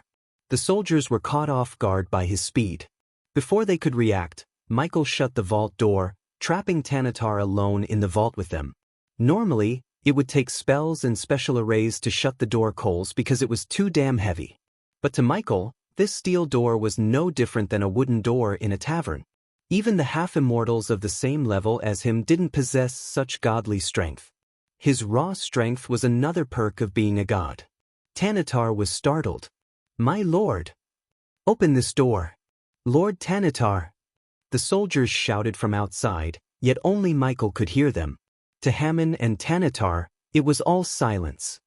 "What's the meaning of this, Hammon? And who is this?" Tanatar pointed at Michael, who returned to the place he was a second ago. "What the hell are you not in the lonely mountain?" Hammon blabbered in shock. "Wait, how do you know dash?" Tanatar held his words as realization hit him. "What did you do?" Tanatar dashed at Hammon with uncontrollable rage. He grabbed Hammon by his collar and shook him. "Tell me you had nothing to do with my kids being taken away?" Tanatar growled at Hammon. He didn't want to believe Hammon betrayed him. He had known Hammon for almost 70 years. Tanatar thought of Hammon as his own family. "Yes, I took them." Hammon roared, pushing Tanatar to the ground. Michael witnessed their feud without lifting a finger. The golden plate with the elven rune drew his attention the most. He felt familiar energy from the plate, which seemed strange to Michael. It would have been easy to scan the plate with the system if it didn't go offline. Since it wasn't the case, Michael had to rely on himself. It almost felt like there was something powerful hiding within the golden plate. When Michael focused on it, he heard a low-pitched roar coming from the plate. This roar was filled with rage like a wounded beast was trapped within. "How do I feel when you took everything from me?" Hammon lunged at Tanatar before he could get to his feet. Hammon got on top of Tanatar and punched him in the face. Tanatar grabbed Hammon's neck and rolled over, turning the tables on Hammon. But Tanatar did not punch Hammon. He was more shocked and stunned than he was furious. "I treated you like my family. You killed my entire family."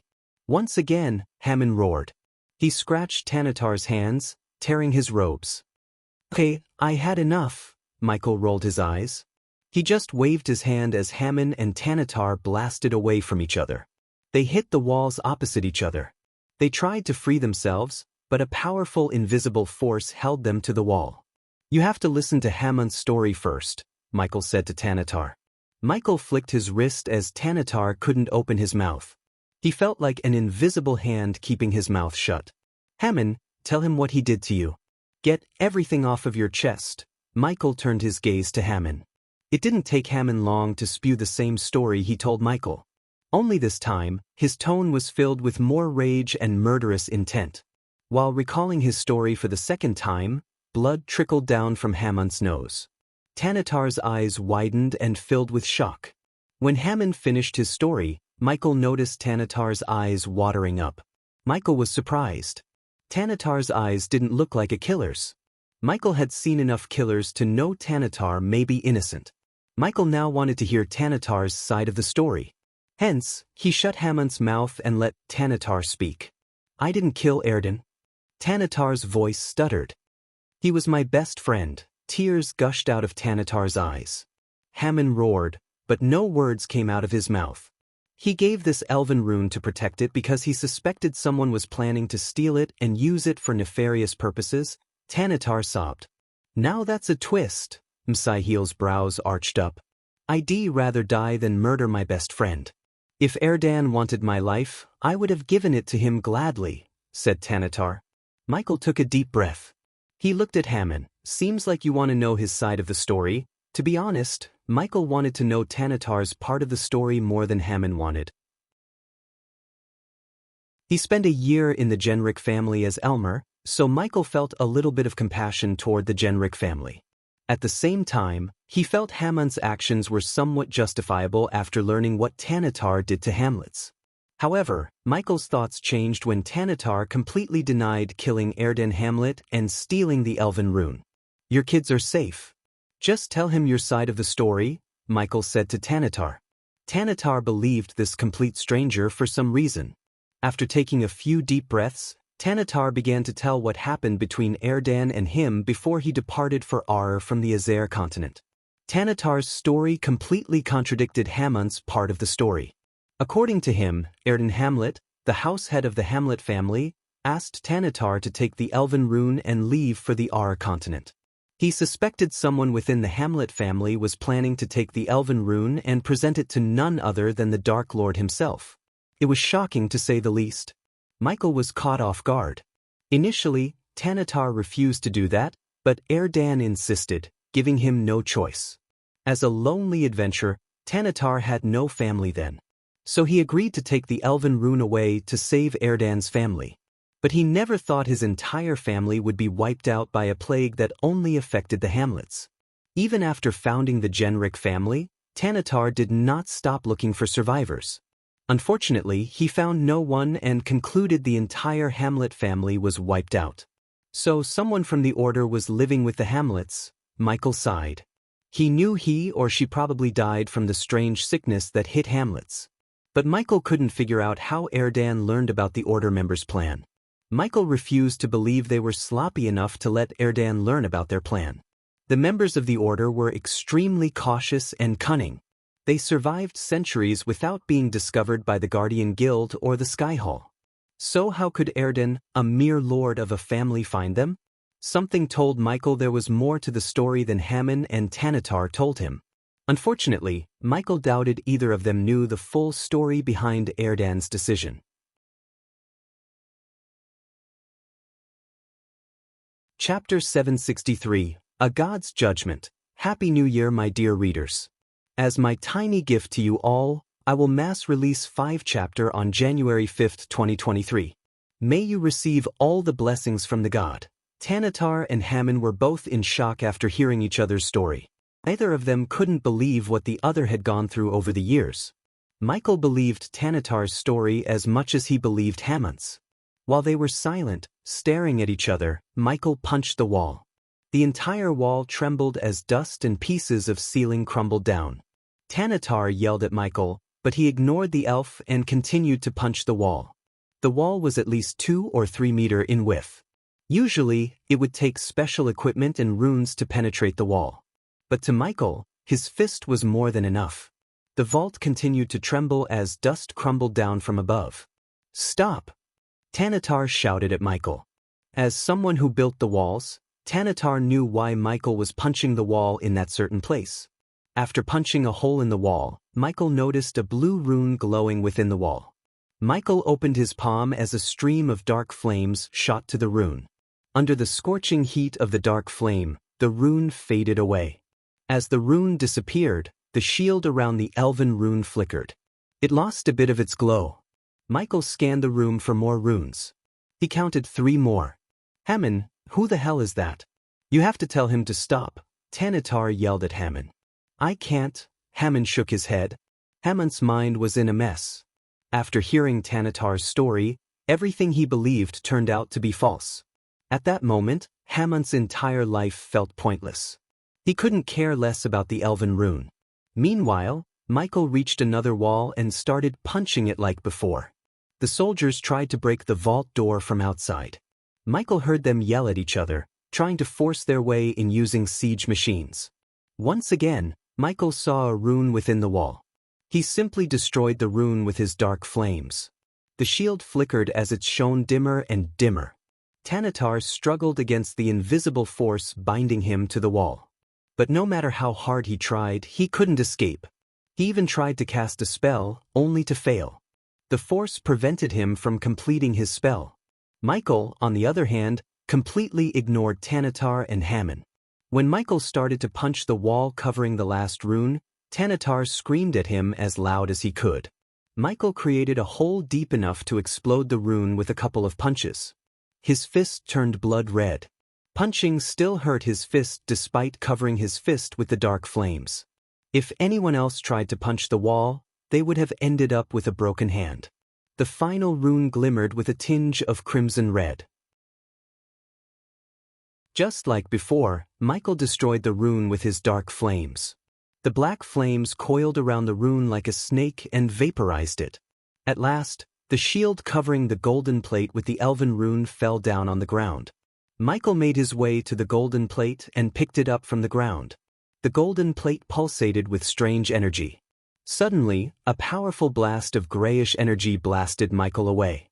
Michael was caught off guard. He flew onto the wall behind him and hit it with a loud thud. His hands went numb. Michael quickly picked himself up to see a strand of purplish flame seep out of the golden plate. A primordial flame. The flame glowed brighter and brighter. To Michael's surprise, the flames formed a creepy smiley face in the air. As though the dark flames had some kind of hostility toward the strange primordial flame, the dark flames shot out of Michael's body. The dark flames produced an otherworldly hissing sound. Michael felt like the two flames wanted to kill each other. He could literally feel the dark flame's hatred toward this new primordial flame. Michael dashed at the purple flame to absorb it somehow. However, the purple flames lashed at Michael. He quickly jumped, flipping in the air to avoid the flame waves. He immediately cast Silenes to slow the time around him. He wanted to catch the purple flame. However, the primordial flame did not get affected by the spell. Its shot flew above, penetrating through the ceiling as though it was made of form. Michael landed right above the hole. He looked up at the hole to see nothing but the sky. The primordial flame penetrated through the manor and flew away. Damn it, system, Michael cursed the system. If it was online, Michael could have absorbed the primordial flames. Since the primordial flames would choose its host as a sentient being, Michael had a feeling the flames were on their way to finding a suitable host. What the fuck was a primordial flame doing inside this? Michael picked up the golden plate with the elven rune on it. After the primordial flame escaped, the elven rune did not pulsate any powerful energy waves. Michael put the elven rune inside his space ring before turning his gaze back at Hammon and Tanatar. Did you know what that was? Michael asked them. They looked just as confused as Michael. He sighed. He walked toward Hammon. He was telling the truth. The flame you saw had powerful energy radiation. Your family spent years in this radiation. So when he took the golden plate with these flames trapped within, the energy radiation disappeared. Your bodies and souls couldn't adapt to living without this energy radiation. Hence, the sickness. Simply put, the real culprit is the flames trapped within the golden plate, Michael explained to Hammon. However, Hammon's eyes glimmered with doubt. It made sense. After all, Hammon spent his entire life believing Tanatar betrayed him and his family. That kind of hatred wouldn't go away so easily with a few words. You lost a family long ago but gained a new one here. There is no reason for you to seek revenge anymore, said Michael. Normally, Michael would avoid giving advice or putting his nose into someone else's business. But Michael lived with Hammon and the Genrick family for a year. He had a soft spot for them. Unlike Maxim and his family, Tanatar did no wrong to Hammon. Michael wished Hammon to embrace his new life and let go of the pointless anger. Judging by Tanatar's look in his eyes, he was willing to forget and forgive what Hammon did. The question was, will Hammon change? Michael waved his hands as both Tanatar and Hammon fell from the wall. They breathed heavily. Michael turned his gaze toward Tanatar. I will take the elven rune from you, said Michael. You can't. Give it back. Tanatar dashed at Michael without a second thought. Michael simply raised his hand, sending a wave of wind to knock out Tanatar. The gust of wind blasted Tanatar onto the wall. Tanatar growled in pain. He even coughed up blood. If Michael didn't hold back his power, a simple wave of wind could have killed Tanatar. After purifying his body with pills and potions refined by him, his power skyrocketed. It even freaked out Michael. He actually had to hold back most of the time to avoid accidentally killing his foes. Hammon didn't lift a finger. Michael saw the lingering hatred in Hammon's eyes and sighed inside. P1E's visit N0V1B in. You don't do anything stupid, Tanatar. I can take this rune and go away peacefully or take it after I slaughter your entire family. The choice is yours. Lightning bolts crackled around Michael's wrist. The mere mention of Tanatar's family made him back off. This elven rune was a burden for both of you. Be glad I am taking it off your hands. Don't make me kill you all, Michael threatened Tanatar.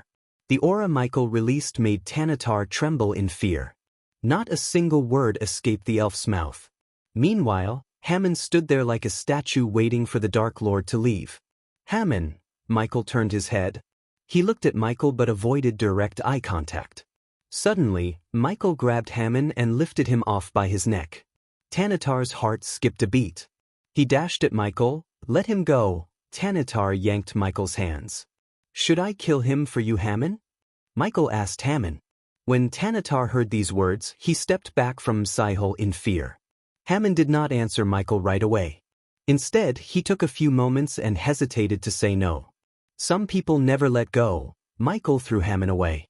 Michael simply pointed his finger as a golden lightning bolt shot out of his fingertip.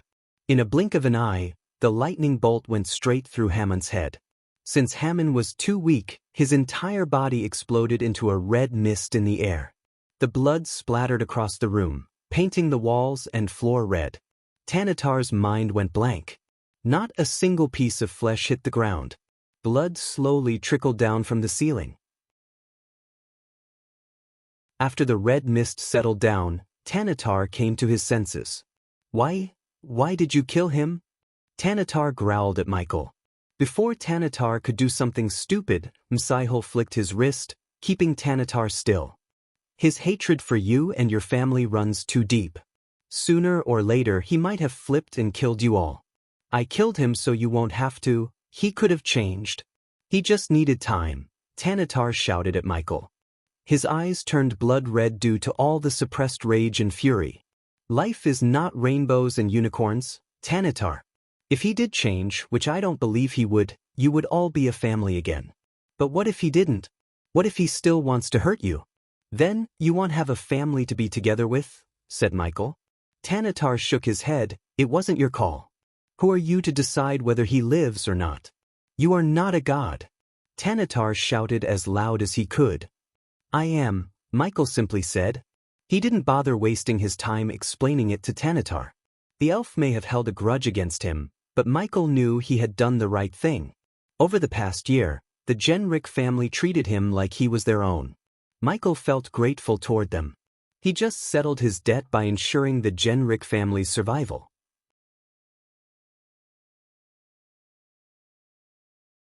Chapter 764, Hellflames, you have a lot to learn and improve if you are going to match him, baby girl, said Adelia. Gaia breathed heavily several meters before Adelia. The training ground behind the castle had several cracks in the ground.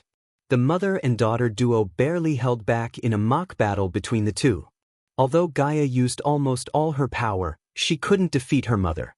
No one can match him. He is a god, Gaia growled. That's not an excuse. He wasn't always the god.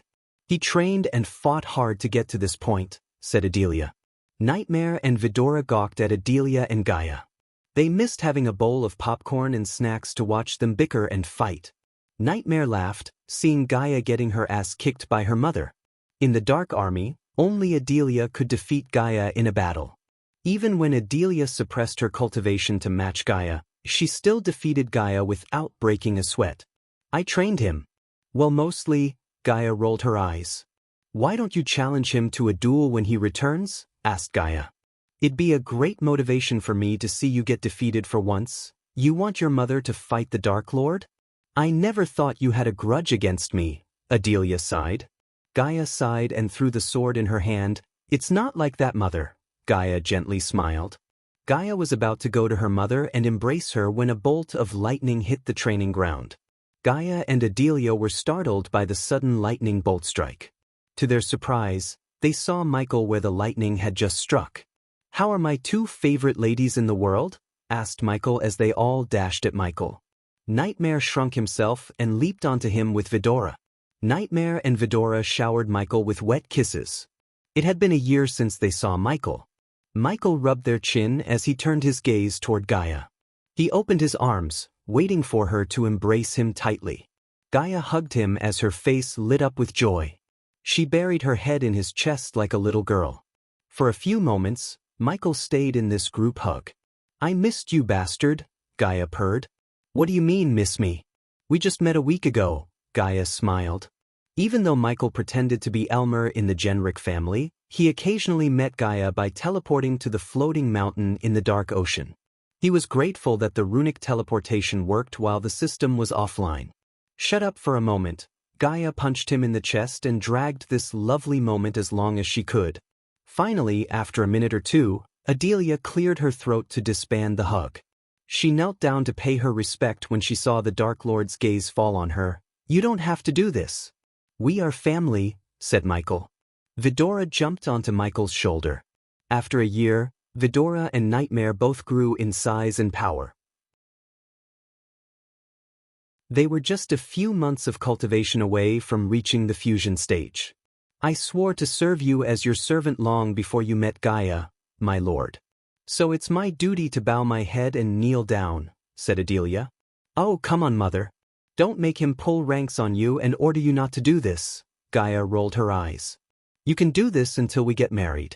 After that, you'll officially become my mother-in-law, and then you have to stop all this." "Are you ordering me, my lord?" Adelia asked with a playful look. "Not yet," Michael smiled. Finally, Adelia rose to her feet as Michael let go of Gaia. Nightmare jumped onto Michael's other shoulder and swapped his tail around Michael's neck. Michael looked around the floating mountain and saw the castle construction work in the distance. The waterfall behind the construction site proudly flowed from atop the sword-shaped mountain peak. He noticed the vampires patrolling the floating mountain as Saber instructed them. Thanks to Mugashiku, the dark ocean became a perfect safe haven for Michael. Looking at the dark storm clouds above him and the continuous lightning storm, Michael wondered if he had lived in the place before he reset the universe. This place was simply perfect. The only drawback was transporting construction materials to the island by ships. At the moment, they had portals to let people go in and out of the mountain. However, these portals failed to transport goods and materials. He needed the system's help to find a solution to this problem. He slowly walked toward the construction site with Adelia and Gaia by his side. "Did you get the Elven rune?" asked Gaia. "Yes," said Michael. Gaia felt a strange concern in his voice. "Something happened?" Michael nodded. "I found the Elven rune, but I also found a primordial flame." Everyone was surprised by Michael's words. "Did you absorb it?" asked Iag, only to see Michael shake his head. "It escaped," said Michael. "Wait, you have the dark flames. Rowena has the cold flames. I saw Noah use heavenly flames. That makes 3 primordial flames. It's safe to assume there is a light flame since you have the dark flames. This means the primordial flame that escaped your grasp must be the hell flames," said Gaia. Michael shared the same thoughts too. But one question kept nagging Michael's brain regarding the primordial flames. If Noah has the heavenly flames, who has the light flame? Has it found a host yet? If Noah is the god of light, the light flames will choose Noah. "That's not always the case, my lord," Adelia interjected. "What do you mean?" Iag turned her gaze toward Adelia. "Let's just say someone has found the light flames before Noah and you were born, then the light flames have to choose a host. One of 3 things must have happened. 1, no one has found the light flames yet, and they are still trapped somewhere. 2nd, Noah possesses both heavenly flames and the light flames. 3rd, someone else has absorbed the light flames." Michael listened to Adelia in silence. After spending time with Adelia, Michael learned where Gaia got her intelligence from. Adelia had both the brains and power. A deadly combination.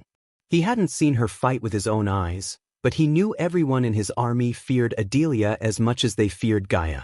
"How's your search for the arrows going?" asked Michael. When Adelia first came to the mountain, she already had 1 god-killing arrow. Ever since then, Michael ordered her to find more of these arrows. Apparently, the system level was too low to find more of these arrows. Hence, Michael had to rely on old methods.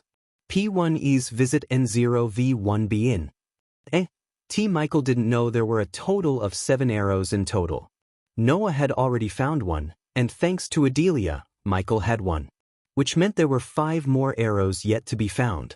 Michael knew whoever held these arrows would have the ultimate power.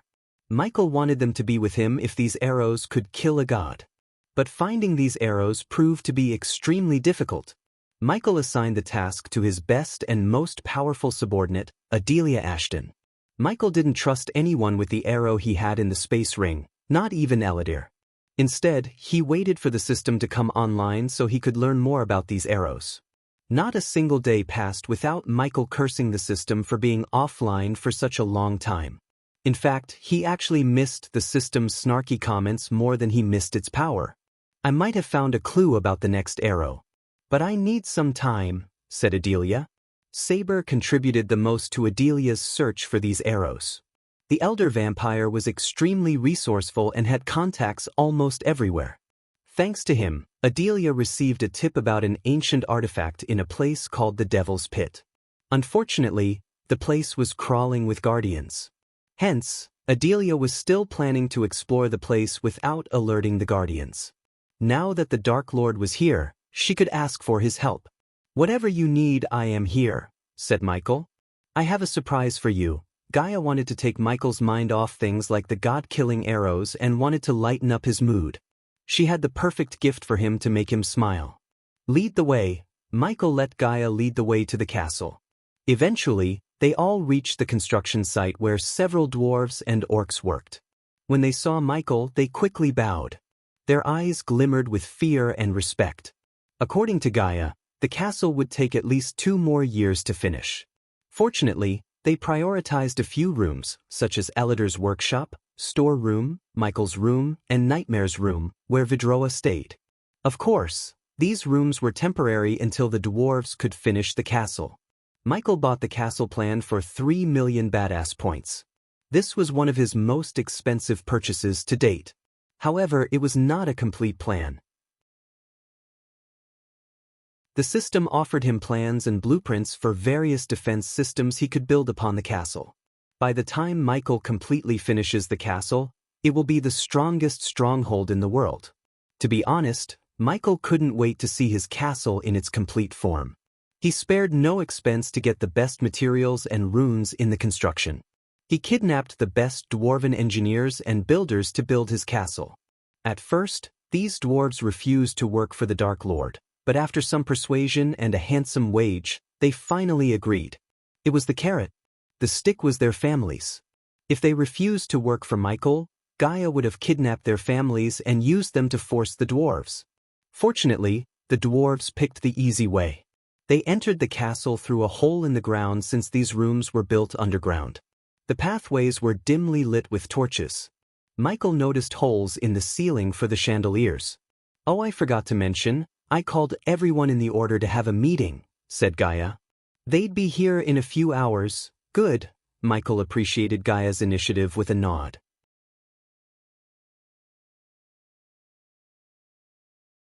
Chapter 765. Sudden argument. Michael followed Gaia behind to enter his room. His room only had a work table for Michael to build new gadgets, a queen-sized bed for Gaia and him, and a sofa set facing the fireplace. But at that moment, something was there, covered in red cloth. Michael felt powerful energy pulses from whatever was inside the red cloth. Although Michael knew what's inside. Yet Michael pretended he had no clue just for her happiness. She walked toward the thing with a dramatic walk. Are you ready? Asked Gaia. Surprise me, said Michael. She slowly lifted off the red cloth, revealing a dark metal plate. Tiny bolts of black lightning crackled around the metal piece. Michael could hear the electricity buzzing. It felt like the metal piece was calling for Michael. The tiny lightning bolts reached out for Michael. Is this one of the armor pieces you were talking about? Sarba asked. Vidora and Nightmare felt terrified by the sheer amount of energy they felt from the armor piece. A pity this was just a piece of the whole Dark Lord armor. Michael reached out to touch the armor. To his shock, the armor electrocuted Michael. Ouch! Michael quickly moved his hand away from the armor. His hand went numb. What happened? Gaia was shocked. She didn't expect the armor to shock him, literally. Don't let anyone touch it, said Michael. Judging by the bolt of energy that went into his body, he could tell it had enough power to kill even a soul refiner. Michael noticed dimly glowing runes hidden in the dark armor. The armor looked tattered and contained several cracks, scratches, and cuts. It was obvious this armor had seen hundreds of battles. Michael didn't dare to try to touch the armor yet again. Weird, Gaia rubbed her chin. I thought you can touch the armor since it belongs to you. Maybe we have to find every piece and make it whole again. Adelia shared her thoughts. Once again, Michael missed the dam system. If it was online, he could have easily scanned the armor piece and found out what was wrong with it. One thing is for sure. I cannot use it now, Michael sighed. How many pieces are there? Asked Sarba. 6 more pieces, said Nightmare. As they were staring at the armor, Azazel appeared behind Michael. My lord, you are back. Michael turned around to see Azazel bow his head deeply. Azazel was at the fusion stage level 6. Once Michael had reached the immortal stage, Azazel would be able to reach the half-immortal stage. Luckily, Azazel didn't have to go through heavenly tribulation. Michael didn't know why, but he knew it was something to do with Azazel's demon race. Glad to see me? Asked Michael as Azazel nodded. It's my blessing to see you, my lord, Michael chuckled. When did you become such a sweet talker? Are you in love or something? Azazel awkwardly smiled without knowing how to answer Michael. Speaking of love, where is Ricky? Gaia asked Azazel. He just returned, answered Azazel. Is he still stalking Olivia? Asked Michael. Gaia creased her brows. It's not stalking humans. He is in love with her, except she made her choice to leave him, said Michael. He may have accepted Olivia's decision not to follow him, but he was disappointed in her. He would be lying if he said otherwise. For the first time, Michael noticed the loyalty level go from 90+ to 60%. Ricky was the one who got affected the most by Olivia's decision. He almost felt pity for Ricky. Gaia even asked Ricky to go with Olivia, but Ricky respectfully refused to leave the Dark Lord's side. Who knew the gate guards Michael met at Rivertown would be willing to give their lives for him? Certainly not Michael. They even brought their families with them and put them in Giselle. With Caius' aid, their families lived comfortably under the Dark Lord's protection. So what? He still loves her, and I know she loves him too, Gaia argued with Michael. Seeing her bicker with the Dark Lord himself made Adelia chuckle inside. Even before the marriage, she started to act like an angry waifu. So you're telling me she's with Ricky? Michael calmly asked Gaia.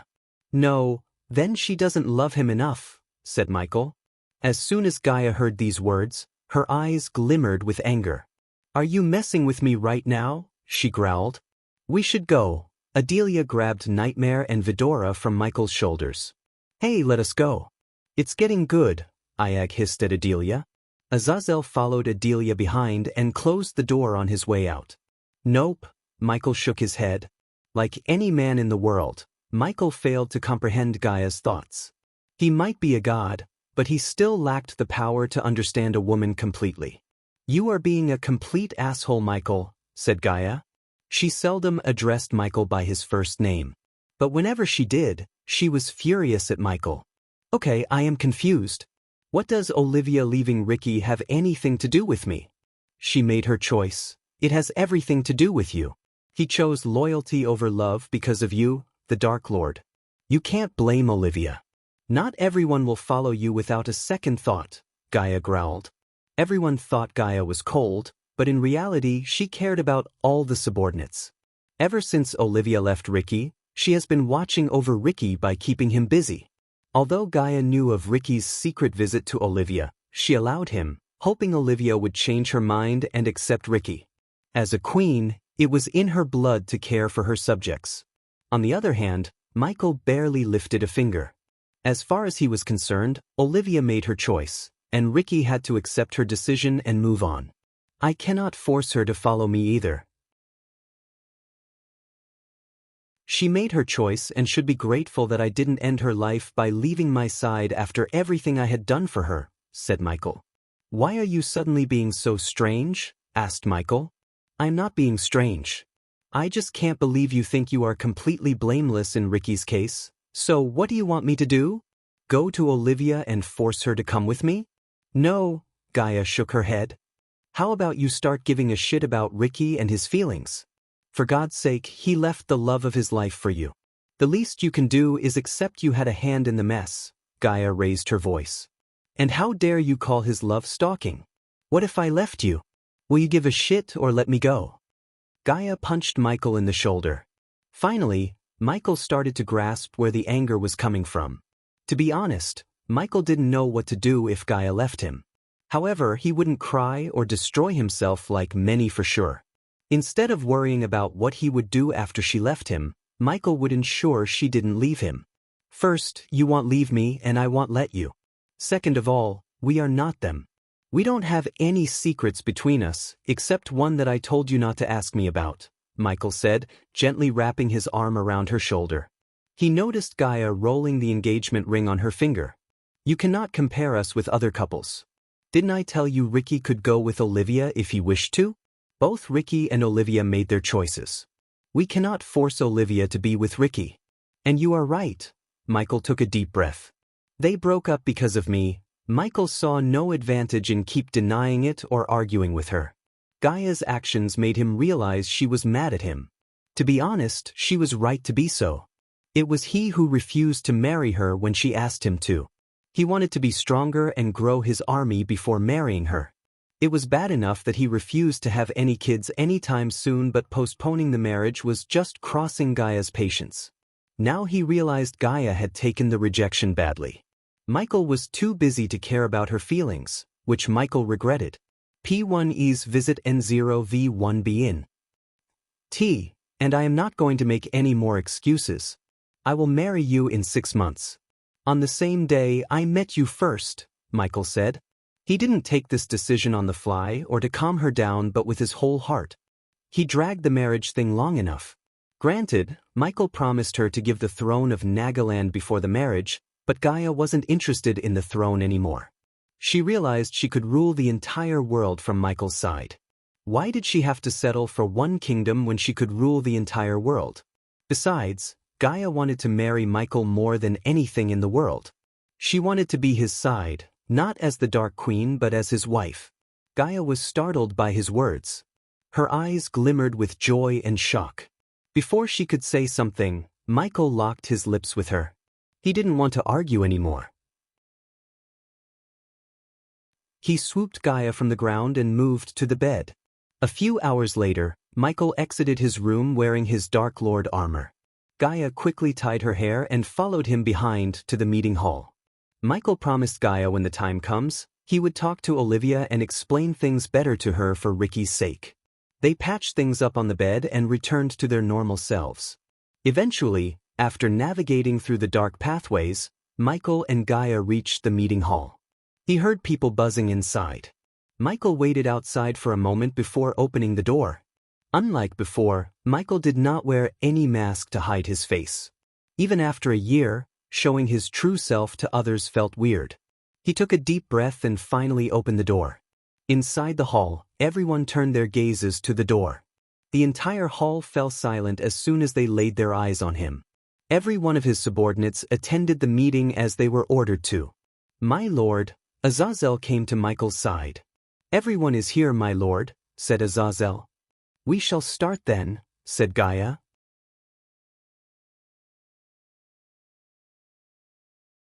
Chapter 766, each with their own problem. When everyone inside the hall saw Michael, they became silent.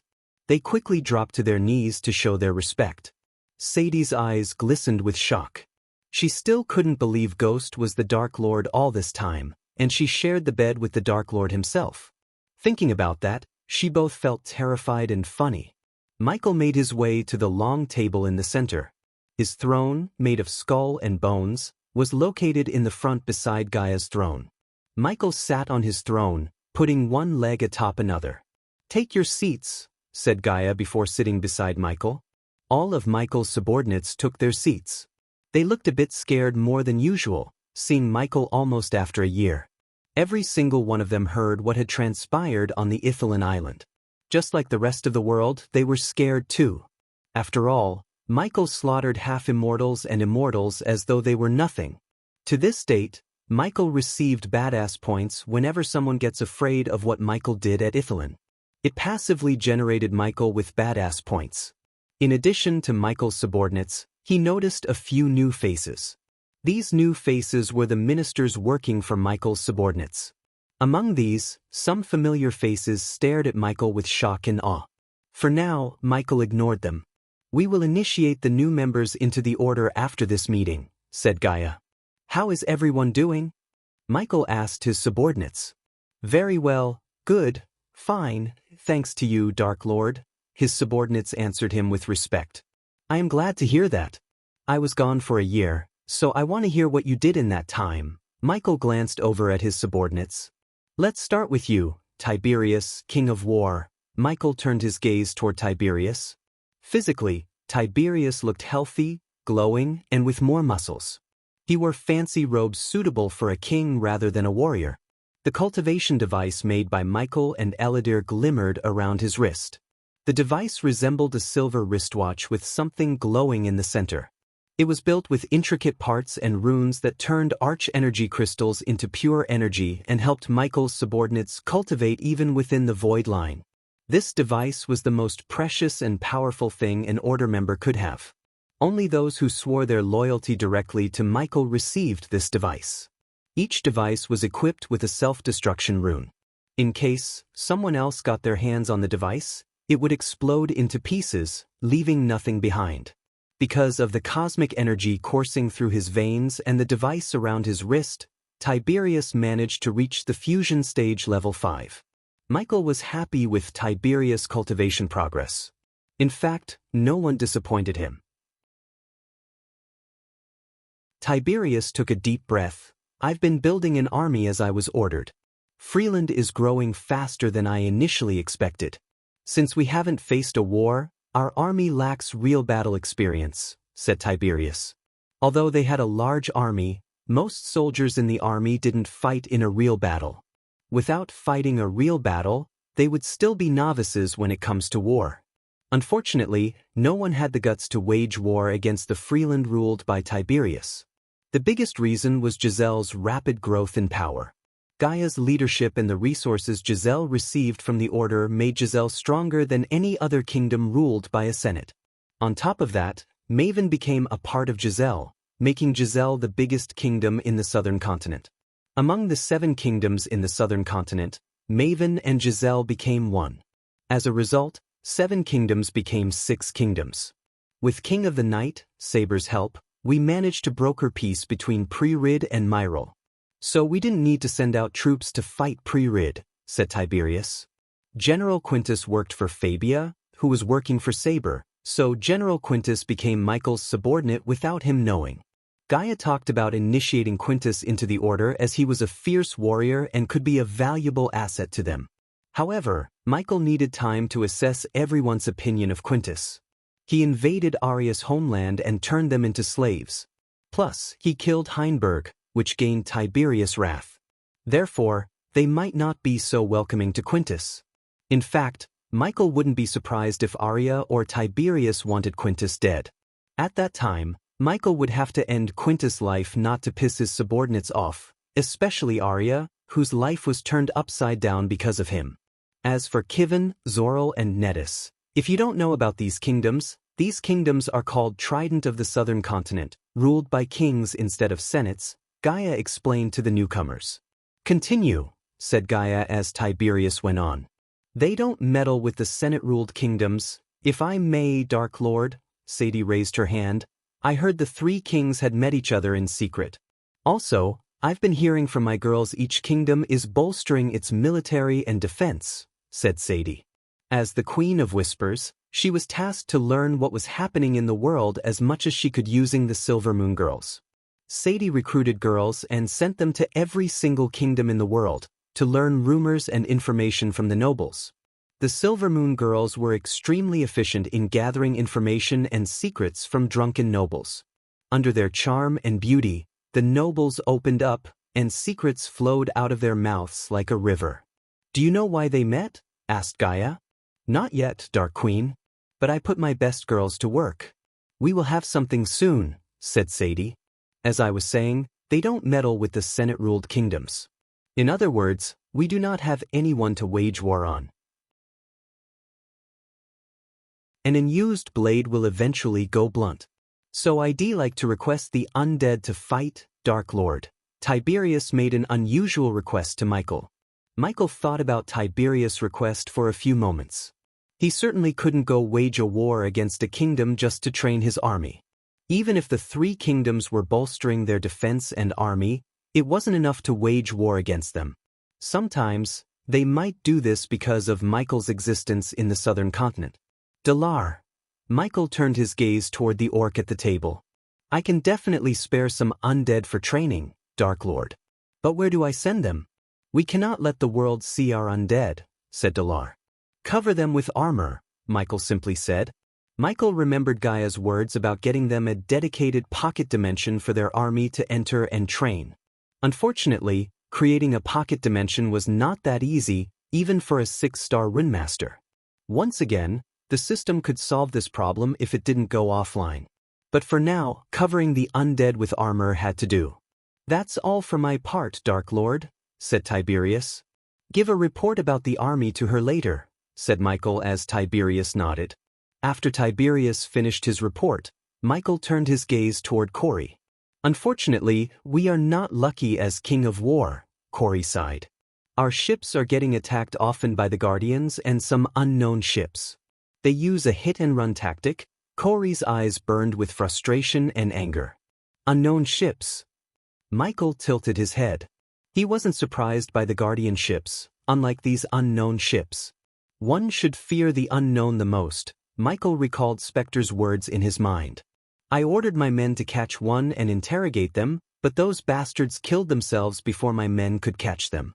The poison they used didn't even spare their bodies. By the time my men reached them, there was nothing but ashes. Michael creased his brows hearing about these men. Next time you spot one of these ships, contact me immediately, said Michael. Yes, Dark Lord, Corey bowed. Is there something else? Gaia asked after seeing the troubled look on Corey's face. Sorry to be the bearer of problems, Dark Queen, Corey sighed. It's okay. We are here to find solutions to problems. Tell me what's bothering you? Asked Gaia. We need a safer port for our ships. I've been thinking if we could anchor our ships in the dark ocean, it'd be better. At the moment, the lightning storm and the climate in the dark ocean made it impossible for a ship to sail to the floating mountain. Instead, all the ships Corey had been building were anchored on her island. The more ships she built, the more attention she drew from the Guardian Guild. Hence, Corey wanted a safer place for the ships to anchor. What could be a better place than the place where the Dark Lord is? So you want our help with the lightning storm? Asked Gaia as Corey nodded. Gaia turned her head to see Ghost's reaction.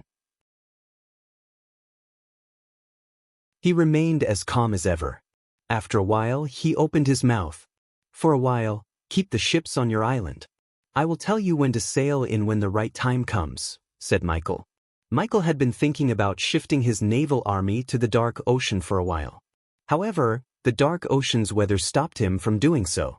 This was yet another problem that the system could solve.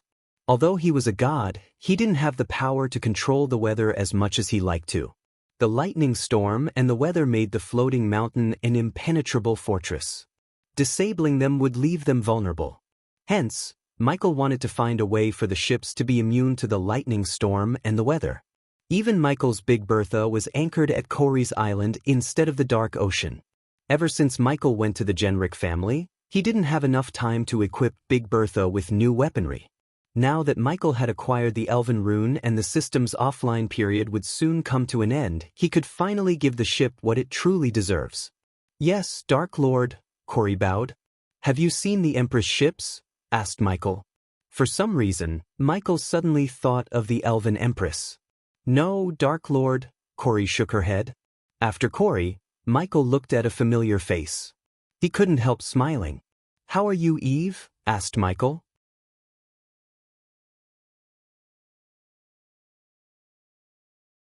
Chapter 767. Each with their own problem too. Eve would have hugged him tight if it wasn't for the crowd around her. She couldn't care less about what the world was saying about Ghost. To her, he was the only one who helped her and her family when they needed help the most. He might be the Dark Lord to the world, but to her he was her best friend. Michael's warm smile spoke more than words. Should I address you, the Dark Lord, as everyone else? Asked Eve. You know what, I will. After all, I decided to join your order. Michael knew better than to argue with her. To be honest, he was happy she made her decision to follow him. She chose him over her family and everyone she knew. That kind of friendship really warmed Michael's heart. "I won't stop you then," Michael smiled. Many of the subordinates saw Michael smile for the first time. It was a pity Eve couldn't absorb the cosmic energy. Regardless, she reached the fusion stage with Michael's abundant supply of potions and pills. "Don't let me stop your meeting." "Carry on," said Eve as Michael nodded and turned his gaze to Gibson. After absorbing the cosmic energy, even Gibson was able to break through into the fusion stage. "Dark Lord, Dark Queen." Gibson bowed toward Gaia and Michael. "My fellow members of the Order." Gibson showed respect toward the other members with the bow. "I've been hunting down the rogue pirate ships as you ordered me to. Since I was blessed with the title of King of the Skies, I received enough supplies to build our very first airship. It's far from complete, but the construction is going on full swing. If I may ask, Dark Lord, I'd like our own shipyard to build our airships," Gibson requested Michael. Gaia already mentioned to him Gibson was asking for a dedicated shipyard. Since they promised Gibson they would help him command an air force, Michael was obliged to build Gibson more airships. But to build them, they needed special shipyards instead of the shipyards used to build ships that sail on water. Luckily, the floating mountain came with an enormous amount of land. Michael could build an airship yard if he allocated enough gold coins to Gibson. "Finish the first airship and then you will have your own airship yard," said Michael. "So have you come across any of these unknown ships that Corey mentioned?" asked Michael. "Yes, Dark Lord. But the results were the same. Slippery bastards killed themselves and set fire to their ship before we could get to them." Michael rubbed his chin. "Do the same as I told Corey. If you spot one, contact me ASAP." Gibson nodded. Michael then looked at Sadie as he wanted to hear how Sadie was doing. Sadie cleared her throat before speaking. "With my fusion stage cultivation level, I am in the top 5 to become the next sect leader," Sadie proudly said. "Who's on the selection board? Have any ideas?" asked Gaia. Sadie's eyes widened. Just the Dark Queen's look was enough for Sadie to know what she was planning. Sadie was speechless. But under the Dark Queen's piercing gaze, Sadie had no choice but to tell her the truth. "Elders, sect leader, and an ancestor of the Silver Moon founder," said Sadie. "This ancestor, how strong is he?" asked Gaia. "Immortal," said Sadie. Michael thought about Sadie's selection for a few moments. Although Sadie was proving to be a valuable asset, she could help him more if she was to become the sect leader.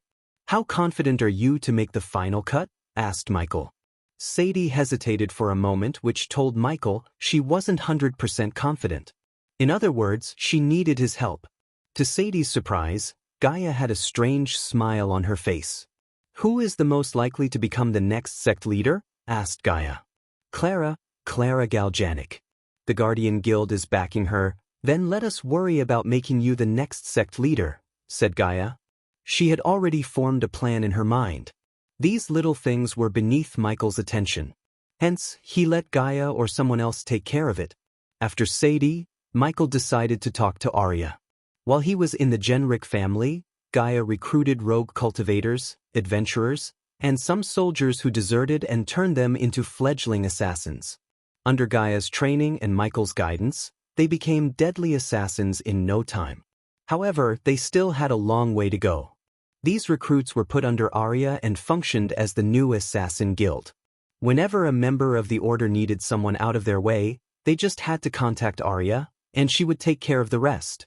If she was tasked to kill someone stronger than her, then she would request Gaia's aid. Until now, Arya had never failed a contract put on someone.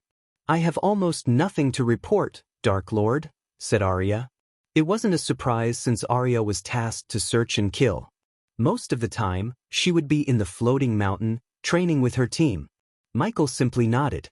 Now that he had returned, Michael allocated some time to train Arya to make her a better assassin. After Arya, Dalar began to report to Michael. "I am currently working on transforming a typical undead into an alpha undead. Thanks to the King of War and King of the Southern Continent, I've been getting an ample supply of criminals," Dalar said with a devilish grin. As he said, Tiberius and Caius secretly teleported criminals and scumbags in the southern continent to the crypt, where Dalar transformed them into undead. With the vampires and their blood samples, Dalar was on the verge of creating a new breed of undead. Unfortunately, he needed more resources, such as gold coins and runes from Eladir. His research was like a black hole that kept sucking gold coins more and more. Anyone would have stopped funding Dalar a long time ago. However, Gaia saw potential in his research. Hence, she kept funding their research. Dark Lord, we need space for our undead army. The forest is running out of space. Let me guess, you want your own pocket dimension, Michael chuckled. I will certainly appreciate it, Dark Lord. Dalar scratched the back of his head. I bet you will, said Gaia. After Dalar, Michael continued talking to each subordinate of his. They all had their own needs and requests except Maxine. She had state-of-the-art mining equipment to mine arch-energy crystals. With Mugashuka's blessing, they mined deeper into Stormville Mountain. Every shipment was directly teleported to the Dark Ocean via a portal. Titus and Optimus established a store that deals in information. They used the store to buy and sell information. It wasn't a new idea in this world.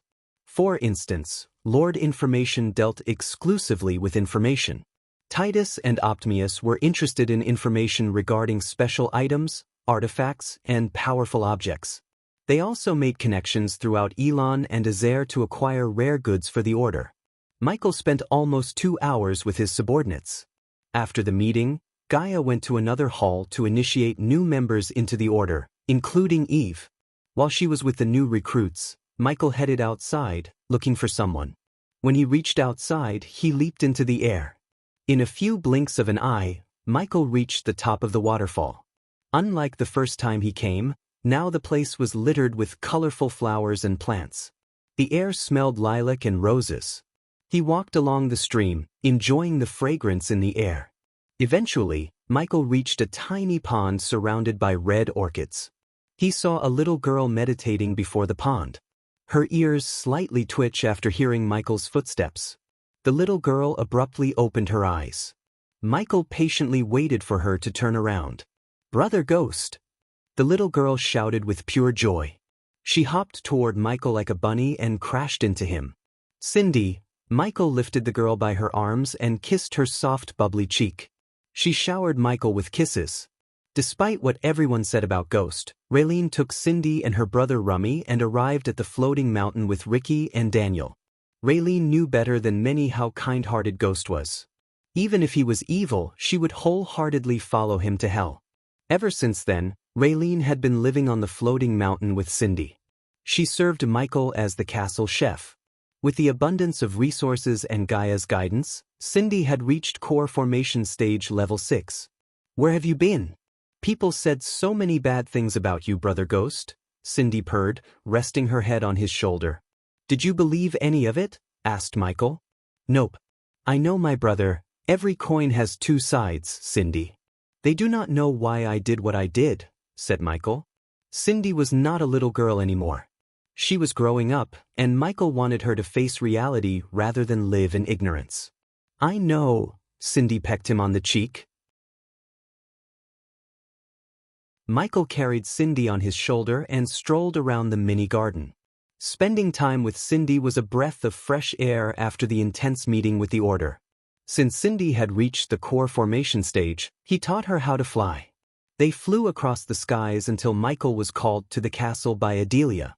They thought they were going to surprise Michael with a feast, but he could smell Raylene's cooking from a mile away. Still, Michael pretended to be surprised for the sake of Gaia and Raylene.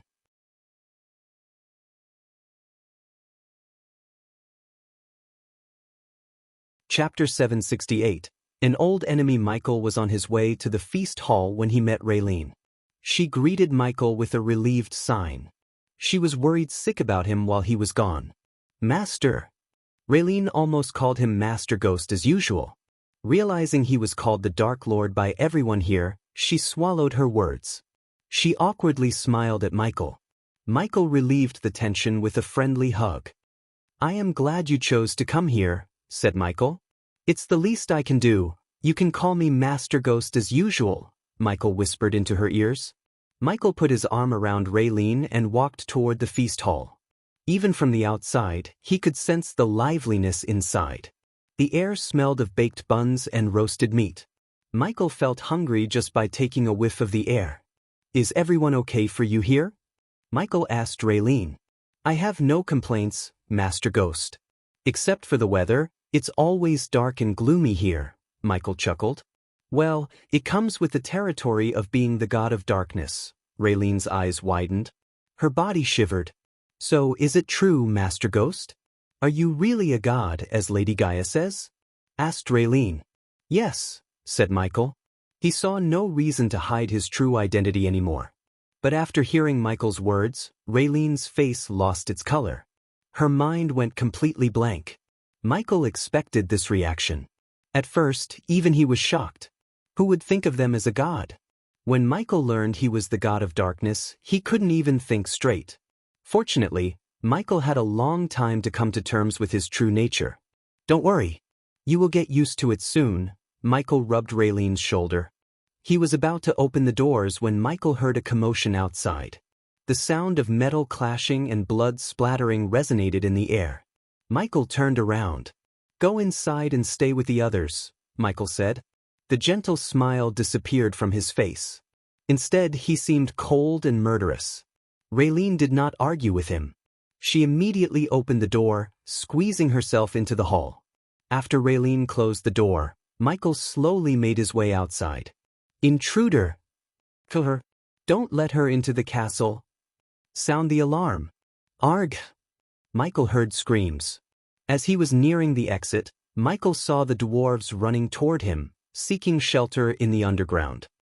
My lord, Michael heard Azazel's voice in his head. It's her, said Azazel. I will take care of her, Michael said. He was nonchalant.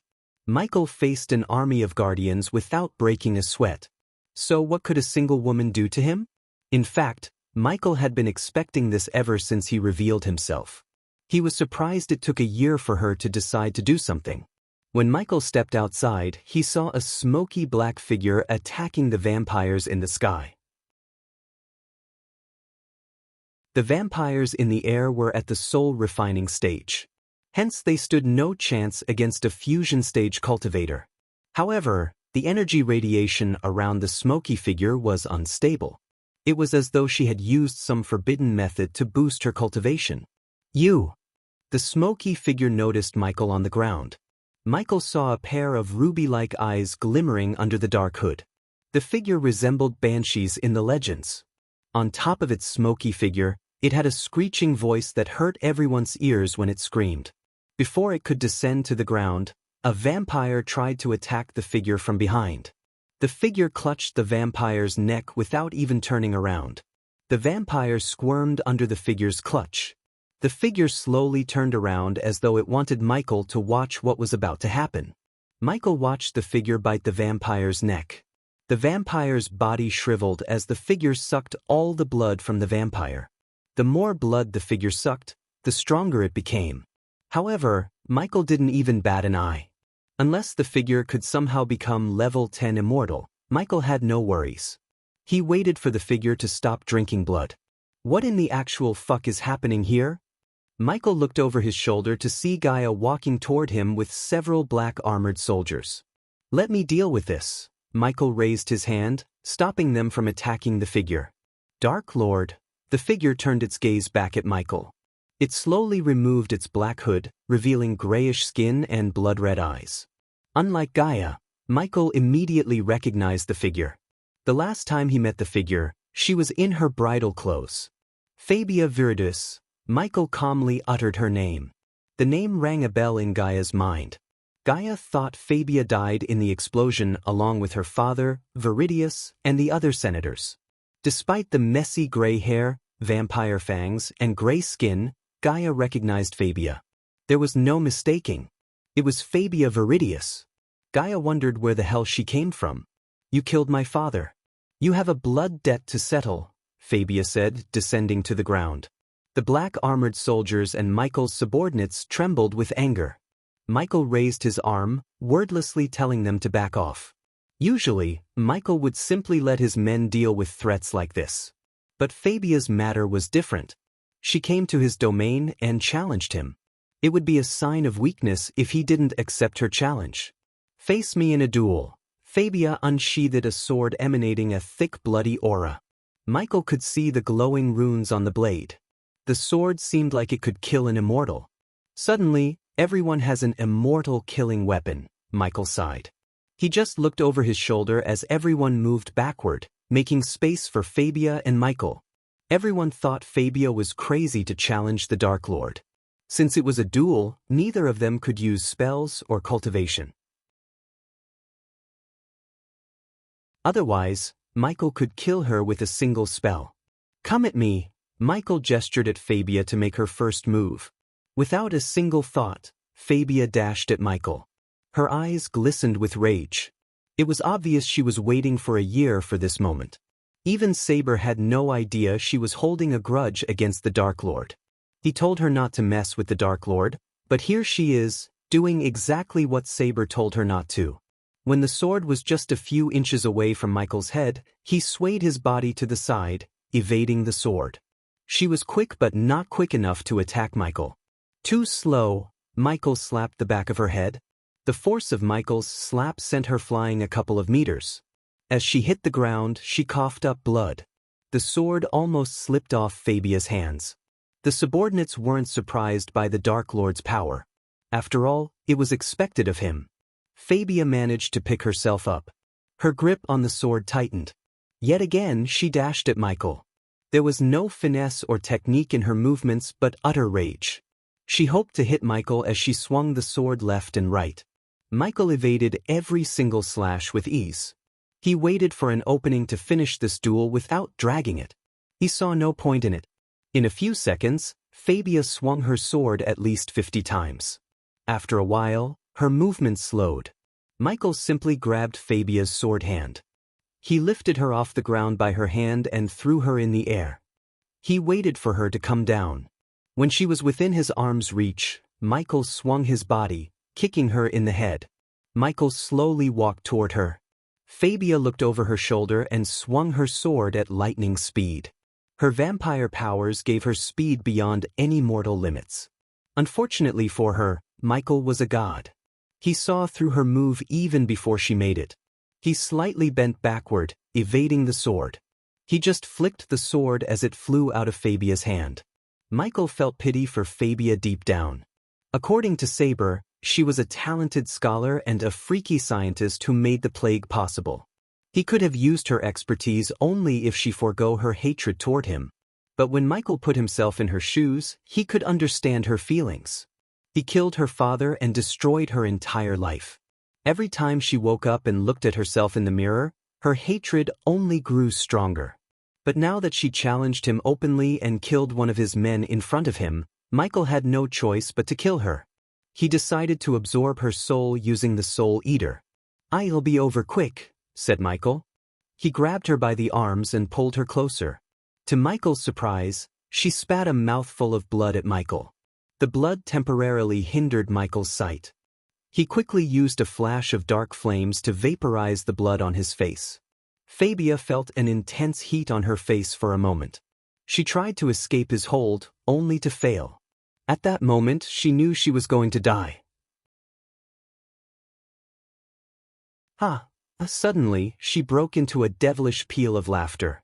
It surprised everyone as there was no reason for her to laugh. An ordinary person would shiver in fear. But she was no ordinary man at all.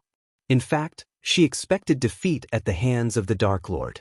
Her end goal was not to kill the Dark Lord but to avenge her father by any means necessary. If her death could avenge her father, she would gladly die. Michael was about to use the Soul Eater when he saw a bright glimmer in her eyes. His neck hair stood up, warning him about a threat. The space around him was distorted. This feeling was familiar to Michael. He immediately cast the Silenes to slow down the time. "Gaia, do not do anything while I am gone." "It's an order," Michael said to Gaia through the earpiece. The words reached her as the Silene spell's effect faded away. The very next moment, Michael and Fabia were sucked into a vortex that appeared suddenly in the air. Before they disappeared completely, Fabia coughed up blood.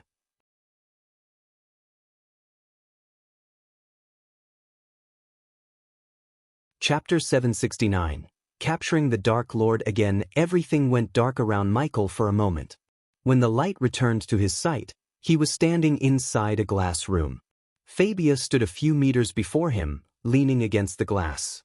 Her gut had a fist-sized hole, and blood oozed down from Michael's hand. But not a single drop of blood trickled down from Fabia's wound. Her skin around the wound was burnt. Death was nearing her. No healing potion in the world could heal her within a few moments to save her life. Michael watched the light of life fade away from Fabia's eyes. He waited for someone to come to her rescue. As far as Michael's eyes could see, there was nothing but smoky air with specks of ember outside. He vaguely saw a fuming volcano in the distance. Fire realm? Michael asked himself. He tried to contact Gaia through the earpiece, but strangely, the earpiece didn't work. In fact, he didn't feel any energy around him at all. While Michael was looking around the cage, Fabia collapsed down. She tried to say something to Michael, yet no words escaped her mouth. However, looking at Michael, she smirked. She looked at peace as though she had avenged her father. Michael touched the thick glass between him and the outside. Judging by how sturdy the glass was, Michael knew he wouldn't be able to break it. He couldn't even access his space ring. It felt like he was teleported right beside Mugashuku, where he would feel powerless and weak. Despite everything, Michael remained calm. Finally, Michael heard footsteps. He slowly turned around. To his surprise, Alicia and a young man with a face like a monkey stood outside the cage. Norvin looked a bit flustered, almost wanting to save Fabia. On the contrary, Alicia didn't even bother to take a look at Fabia's dead body. Her piercing gaze was on Michael. Michael rolled his eyes. "It's you." Michael almost hated himself for falling into Alicia's trap. "Welcome to your worst nightmare," Alicia said coldly. Both of them walked toward each other. Unlike Alicia, Michael had a smile on his face. "Every time we play this game, you Guardians end up with nothing but blood on your hands," said Michael. If he remembered correctly, this was the third time the Guardians trapped him. The only difference this time was Michael did not expect or plan his capture. It became clear to Michael that he had to plan his escape on the go. But seeing Alicia calmed his mind. If she planned this, he knew there would definitely be holes he could exploit to escape. Good thing he didn't see Noah. For some reason, Michael didn't think Noah was involved in this plan. Otherwise, he would have tried to save Fabia. "How is your brother, by the way?" Michael asked with a ridiculing smirk. "Good. Doing better than you at the moment?" Alicia remained calm, which surprised Michael. "Someone's doing better in anger management," Michael smiled. "I can't wait to wipe that smirk off your face," Alicia threatened Michael.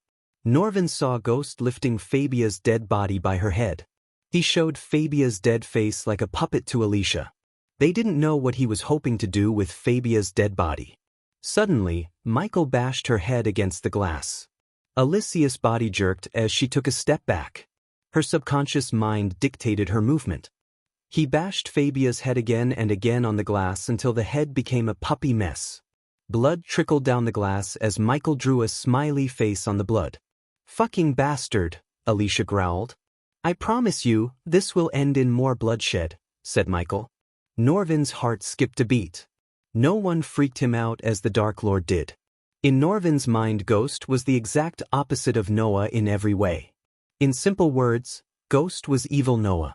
It made sense to Norvin since Ghost was the god of darkness and Noah was the god of light. Norvin hoped this cage would hold him. He would have been more confident in this plan if Noah knew about this. "And I promise you, it will be your blood," Alicia banged the glass. When she locked her gaze with his eyes, images of what her family had gone through since the battle tournament flashed across her eyes.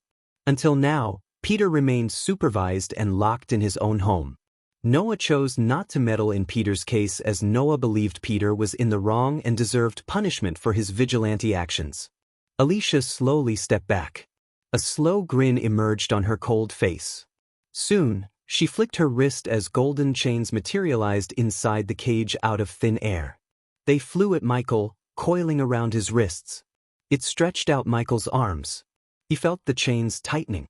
The glass between them slowly slid open as Alicia stepped inside the cage. To Michael's surprise, her soul-refining stage cultivation didn't waver. Apparently, the cage only affected his cultivation somehow. Without a doubt, he was at a disadvantage. Alicia clenched her fist and punched him in the face as fast as she could. Alicia! Norvin tried to stop, but Alicia sent Norvin out of the cage with a blast of energy wave. Before Norvin could come to his senses, the cage slid closed. Is that the best you could do? Michael spat down the little bit of blood in his mouth. Alicia's eyes glistened with uncontrollable rage. She swung her fist left and right. Michael's vision became blurry after receiving almost the 60th punch from Alicia. Despite everything, Michael still had a smile on his face. With blood covering his teeth, he looked like a grinning devil. Alicia, stop! Norvin shouted from outside. However, Alicia did not heed his words. Instead, she kept punching Michael until her hands went numb. Are you tired? Michael snickered. You should work on your stamina. Michael moved his neck left and right as it made cracking noises. His face was almost covered in blood and swollen. Michael avoided using the APD so she wouldn't notice anything strange. Because of that, her punches did a number on his face. His nose was cracked, eyes were swollen, lips were cut, and a wisdom tooth began to shake inside his mouth. What the hell are you doing? Michael heard a voice. He looked over Alicia's shoulders to see Mutrad and a few others descending from the sky. Mutrad's eyes widened seeing Michael inside the cage. Alicia wiped Michael's blood off her pearl-white robes. Just testing if the cage works, Alicia replied to Mutrad in her usual cold tone. Seeing the sea folks, Michael realized the plan of Alicia might be theirs, not the Guardian Guild's. TSK TSK TSK TSK, Michael tooted. Michael chuckled as they all locked their gazes with Michael. If you have something to do with this, I strongly recommend you undo this. I have no quarrel with the sea folks, don't create one, Michael said. If he had spoken these words before the Black Day, Mutrad would have laughed it off. However, after witnessing the entire island, along with hundreds of guardians, getting destroyed by the Dark Lord, Mutrad couldn't help shivering deep down. The last thing Mutrad wanted was a massacre in his homeland. Obviously, this wasn't Mutrad's plan. Instead, he was just sent here to oversee the Dark Lord's capture by his elders. Mutrad preferred planning with Noah more than his elders. For some reason, they didn't realize what the Dark Lord was capable of. Shut up! Alicia punched Michael in the face to shut him up. Every punch made Michael want to kill her more.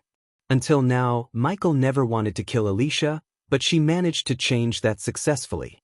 Norvin saw the glimmering killing intent in his eyes. He really started to fear for Alicia's life. I did say don't approach him until we are here, didn't I? Asked Mutrad. He knew the history between Alicia and Ghost. Hence, Mutrad recommended the elders against bringing her into this mission. However, the elders did not listen to him. For some reason, they were adamant about putting Alicia on this mission. The elders felt she would do necessary things, such as sacrificing Fabia. Step outside the cage. Mutrad gestured at Alicia to leave the cage. Don't worry. We will have a long chat later, Alicia snickered. I hope so, Michael answered her calmly. He didn't give her the satisfaction of showing his anger. So what's the plan here, Mutrad? Michael asked Mutrad. I think you mistook your position here, Ghost if that's your real name. Only I ask the questions here, and you do the answering. What if I don't? Are you going to kill me? Believe me, you can't, said Michael. Who said anything about killing? Michael saw a strange smile on Mutrad's face. If they didn't want to kill him, what were they after? Michael asked himself. It seemed like the only way for him to find out was to go along with Mutrad. Suddenly, something rattled the cage. Mutrad lost his balance for a while. Michael noticed the cage ascending to the sky. Outside the cage, Norvin was pushing the cage upward all by himself. This is not going to end well for you, Mutrad, said Michael. Despite the fear in Mutrad's heart, he remained calm. Thanks to the Sky Hall for giving them this special cage, Mutrad didn't need to worry about the Dark Lord escaping. As long as the Dark Lord stayed within the cage, he couldn't use any of his powers. According to the Sky Hall ambassador, this cage was specially made for the Dark Lord. Mutrad just hoped it would contain him as long as they wanted. "I will escape." As though Michael had read his mind, he said to Mutrad. Michael's words completely caught Mutrad off guard. Eventually, the cage stopped moving. Mutrad left the cage, leaving Michael behind. Inside the cage, Michael tried to establish contact with Gaia but failed. "How long are you planning to stay offline, system?" 3 weeks, Michael's eyes widened. He heard the system's voice for the first time since 11 months ago. It immediately put a smile on Michael's face. 3 more weeks. Then we'll be back, Michael mumbled under his breath.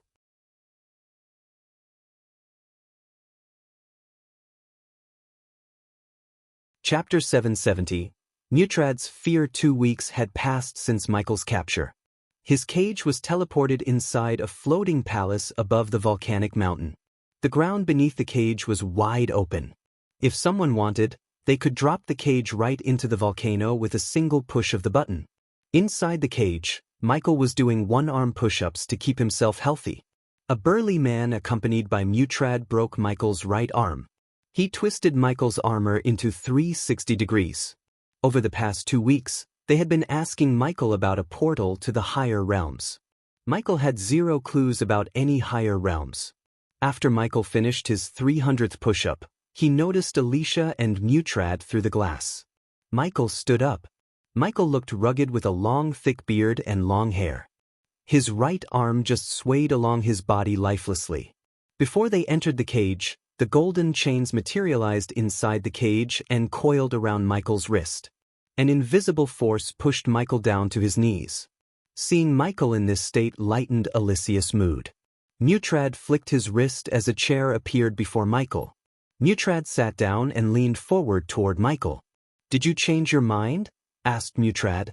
"You are going to be here for a long, long time. So do yourself a favor and tell us what we want. In return, I will make sure your life gets easier in here," said Mutrad.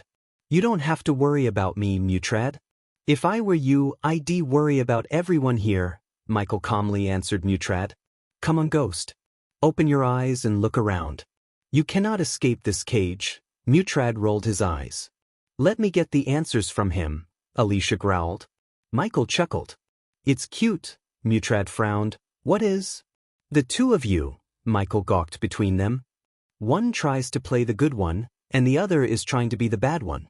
This is the problem with this whole thing. You can break a stone with a chisel but not a mountain, but we can break your other arm," Alicia coldly said. "And I'd bet you would. Engrave these moments in your mind deeply. Because soon, you're going to regret everything," said Michael. He did not hide his killing intent. Mutrad became silent, hoping this cage would hold him forever. Because if he escaped the cage, there was no doubt he would slaughter everyone in the castle. He could only imagine what he would do to everyone who guards the castle. Alicia punched Michael in the face. Blood and spit sprayed out from Michael's mouth. Michael spat out the remaining blood in his mouth. He cracked his neck, but did not show any signs of anger on his face. "Tell us about the portal, Ghost? We know you can open the portal. You are a god, aren't you?" asked Mutrad. "Tell me why exactly I would tell you anything," Michael snickered. "You know I believe him. He can't open the portal. In fact, I don't even think he knows where it is. I mean, look at him. You told me he is a god. But he doesn't look like a god to me." Alicia coldly laughed at Michael. She wanted to make him mad. Ever since he was captured, Alicia wanted to mess with his mind. She tried to assault him physically, ridicule him, and even threaten the people in Rivertown. However, nothing brought out the anger inside Michael. Instead, Michael remained as calm as ever. Only he knew what he was planning to do to Alicia. "If you don't know about the portal, what do you know about the higher realms?" Mutrad asked Michael. Unlike Alicia, Mutrad restrained himself from crossing any limit with the Dark Lord. "Nothing," Michael shrugged. "If you want to know more about the higher realms, you should ask Noah Winston, As soon as Michael uttered his name, Alicia punched Michael yet again. This time, several times harder than before. "Do not speak his name," Alicia growled. "He is a god, isn't he? Plus, he has a wise old grandpa with him." Michael saw a strange uneasiness in Mutrad's eyes. "He doesn't know about all this, does he?" Michael grinned. "I am not surprised. I know he is easy to manipulate, but he is not stupid enough to do this." Michael turned his gaze to Alicia. "When I kill everyone here, all that blood will be on your hands. I promise you, Noah wouldn't take your side." Alicia punched Michael again, but Michael did not stop talking. "Why do you think Noah fell in love with every beauty he meets on his path? Because you are not good enough for him. If you love two people at the same time, choose the second. Because if you really loved the first one, you wouldn't have fallen for the second." The temperature around them dropped by several degrees. Alicia's eyes glimmered with rage. She grabbed Michael's hair and raised her fist in the air. "Alicia, restrain yourself," Mutrad warned Alicia. But he couldn't stop her from repeatedly punching Michael. He became an outlet for Alicia's rage. Michael laughed as she kept punching. 5 more days, Mutrad heard these words escape Michael's mouth. "Alicia, stop." Mutrad grabbed Alicia's hand, stopping her. "What did you say?" asked Mutrad. Michael breathed heavily. He could barely keep his eyes open. Blood oozed out from his mouth. But the grin remained still on his face. Mutrad lifted Michael's head up. 5 more days, Michael mumbled. "What 5 more days?" "Enjoy this while it lasts," Michael slowly said. "I am going to slaughter every single one here. It's gonna be a real bloodbath." Mutrad looked into Michael's eyes and saw no signs of lying. He was pretty serious. Mutrad panicked. The Dark Lord seemed so sure about escaping. His track record proved the Dark Lord has several trump cards up his sleeves. "He is bluffing in pain," Alicia growled. "Am I?" asked Michael. "And I have something special planned for you, Alicia. But I will give you a clue. You're going to beg me to kill you." She was about to punch Michael when Mutrad stopped her. "We are leaving." Mutrad dragged Alicia out of the cage. When they stepped out, the golden chains disappeared, releasing Michael. The glass closed. After leaving the cage, Mutrad did not even turn back to see the Dark Lord. Eventually, Mutrad and Alicia reached a brightly lit room with several tables. Every single table had a mound of scrolls and parchment. "Don't tell me you believed his bluff," Alicia rolled her eyes. "He is not bluffing," said Mutrad. "I've lived long enough to tell the difference between a bluff and truth. He is not kidding. He is not going anywhere. He would have escaped by now if he could," said Alicia. "Besides, the elders of the Sky Hall gave us this cage. But where the hell are they? If the Dark Lord poses such a threat to the world, why aren't they here?" Mutrad questioned Alicia. Ever since Mutrad met the representatives of the Sky Hall, he had been asking this question himself. They described what the Dark Lord would do in great detail. Simply put, he would end the world they knew and put the world into eternal darkness. At first, Mutrad believed them. But with time, they seemed to have less interest in the Dark Lord. Mutrad's gut instinct told him that Sky Hall had more problems than the Dark Lord. His instincts proved to be right when the Sky Hall elders ordered Mutrad to interrogate the Dark Lord about a portal to ascend to higher realms. Instead of finding a way to kill the Dark Lord and end the threat, they were focused on getting information about this strange portal to higher realms. They had been asking the Dark Lord about this portal for 2 weeks. They tried to ask him nicely, tortured him, waterboarded him, and even broke his arm. Yet they got nothing from the Dark Lord. Unlike Alicia, Mutrad believed the Dark Lord when he said he knew nothing about a portal or how to open one. And why didn't they want Noah to know about everything? If Noah knew about this, then his sister Rowena would too. Why don't the Sky Hall want their holy maiden to know about the Dark Lord's capture? There is something really shady going on between the Dark Lord and the Sky Hall. We shouldn't get involved in this. Alicia sensed a tinge of fear in Mutrad's voice. Are you hearing yourself right now, Mutrad? You came from your homeworld to capture the Dark Lord. My people are more important to me than the Dark Lord, Alicia. We both saw what happened to Ithilin. I don't want my homeworld to become the next Ithilin. Then nothing is stopping you from leaving this place. I can handle myself. Mutrad failed to find words. He remained silent for a while. We need to bolster the defense. If he isn't bluffing, we need to be on our guard, said Mutrad. Very well. I'll request Skyhall to send us some backup. While I am gone, please get your shit together, Mutrad, Alicia said before leaving the room. Mutrad collapsed down on the couch behind him. He took a few deep breaths. What did I get myself into? Mutrad regretted his decision to come to the land from his homeworld.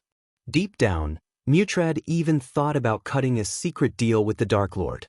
In the game of kings, only pawns will be sacrificed. Mutrad recalled the Dark Lord's words. I have a bad feeling about this, Mutrad said to himself. He didn't even after receiving backup from the Skyhall, he would be able to relax. There was a reason why Noah didn't want to make a move against the Dark Lord. Although Mutrad knew only little about Noah, one thing was sure, Noah was searching for something. By chance, this thing went south. Mutrad didn't think Noah would take lightly to Alicia's actions. As far as Mutrad could tell, Noah wasn't the same person he had met a year ago. What's gonna happen in 5 days? Mutrad asked himself. He took a scroll and decided to write a letter to his elders regarding the Dark Lord's words. He hoped this letter would change the elders' mind.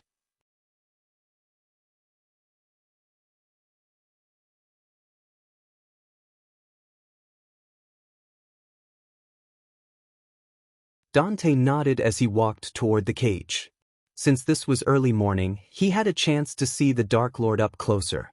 Once the interrogators entered the hall, they would send him and his team out of the hall. The Dark Lord seemed calm and collected, leaning against the glass with no worries in the world. Are you going to try something? Dante asked the Dark Lord. Have some patience, my friend, the Dark Lord answered. I am going in. Seeing Dante talking to the Dark Lord, Mila couldn't stay still. She wanted to have some words with the Dark Lord too. Hey, wait. Isaac tried to stop her, but she was already on her way toward the cage. Sorry, boss. I couldn't stay there, said Mila. It's cool. I don't think something will happen. Am I wrong? Dante asked the Dark Lord. Maybe. Maybe not. Come on, dude. Do something. You have so much hype around you, said Mila in a playful tone. You guys have families? Asked the Dark Lord. But you want to threaten us using them. That's cliché, don't you think?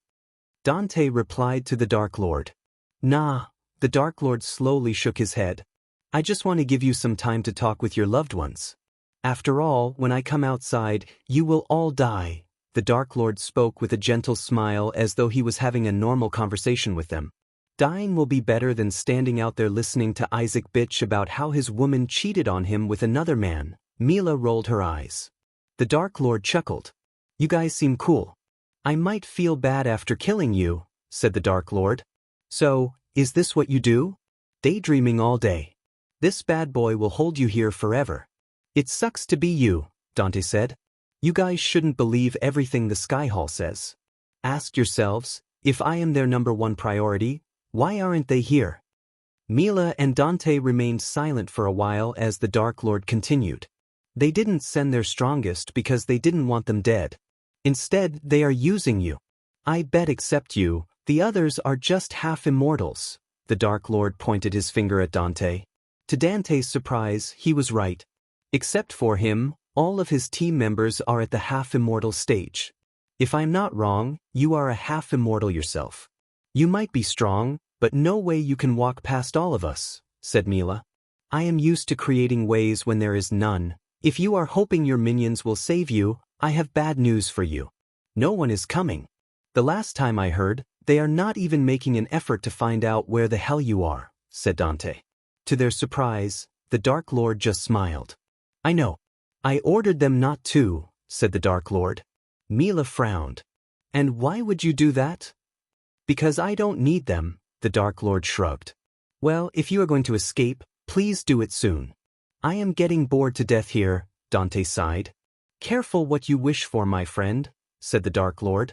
As they were talking, Dante heard footsteps.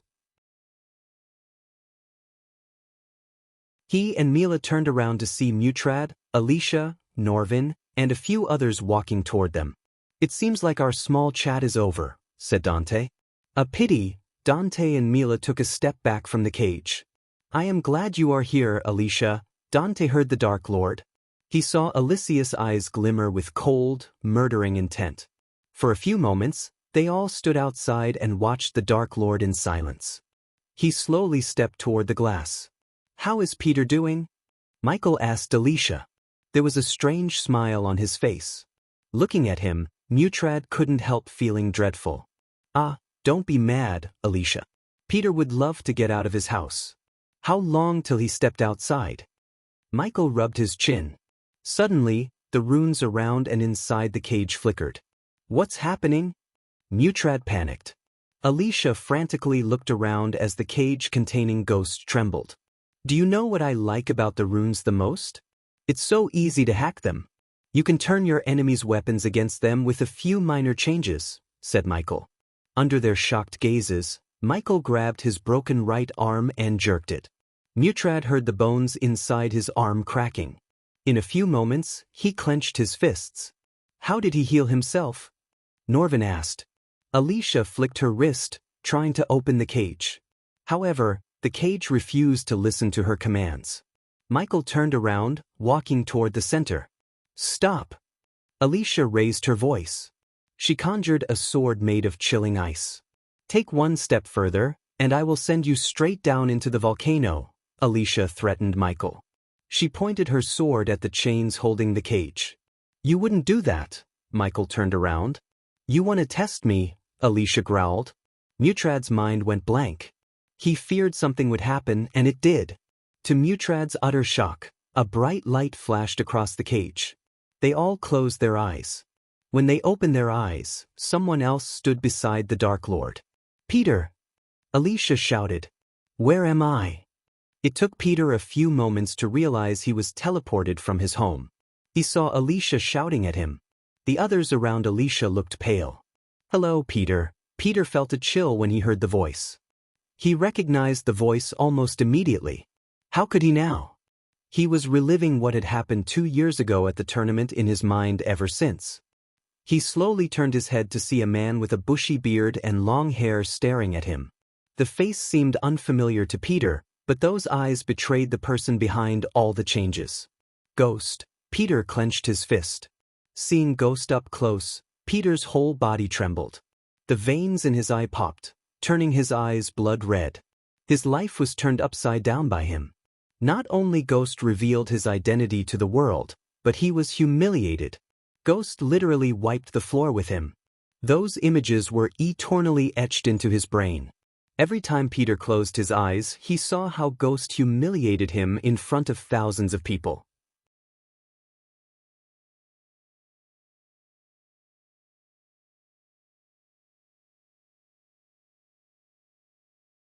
Chapter 772, System back online. A few hours before Dante and his team came to meet Michael, he was leaning against the glass and waiting for the system to come back online. "Come on. Come on. Come on." Michael could barely stand still. He wasn't only feeling excited but an uncontrollable rage to slaughter every single person in the castle. Over the past 3 weeks, they tortured him, asking about a portal to higher realms. Michael had no fucking idea where the portal is or how to open one. However, they were completely wrong either. With the system, he could open a portal if he needed one.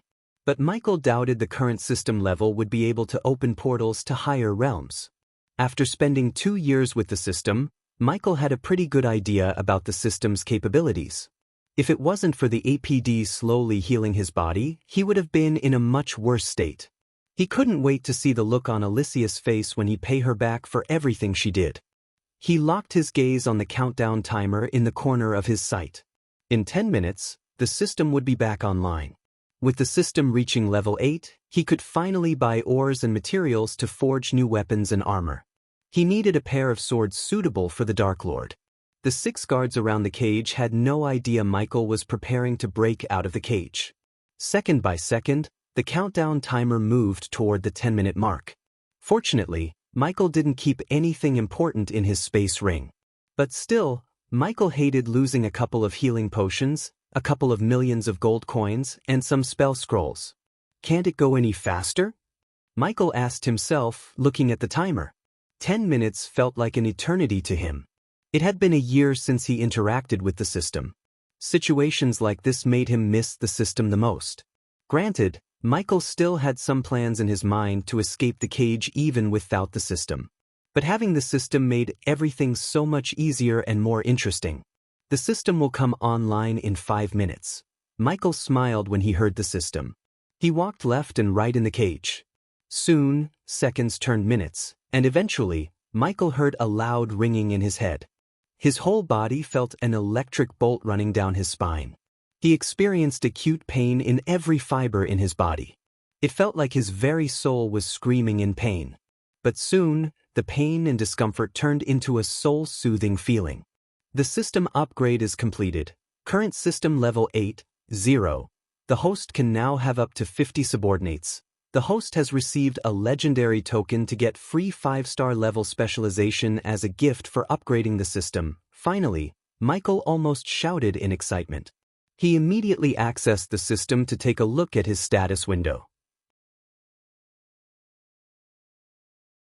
Host, Michael Cultivation level, half immortal level 10 experience points, 0/5, 000, 26 million experience points remaining to be consumed, badass points, 2,000,000 skills and spells.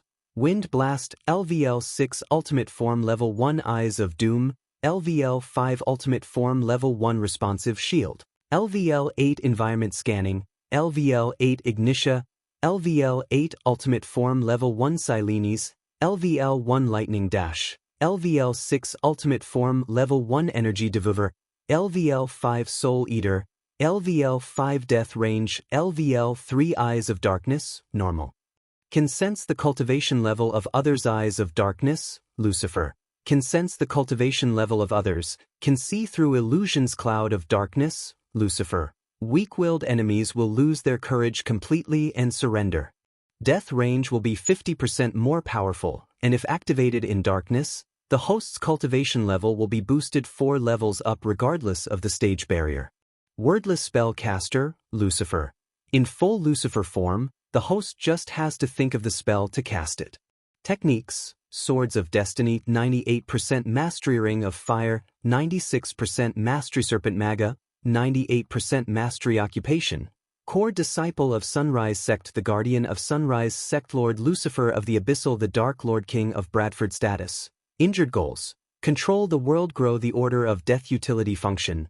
Banker, LVL 5. Ratio, 1,000 gold coins. 40 badass points, runic teleportation, X-ray vision, also integrated with Eyes of Darkness, wealth, 45 million gold. Special trait, 5-star alchemist, 5-star.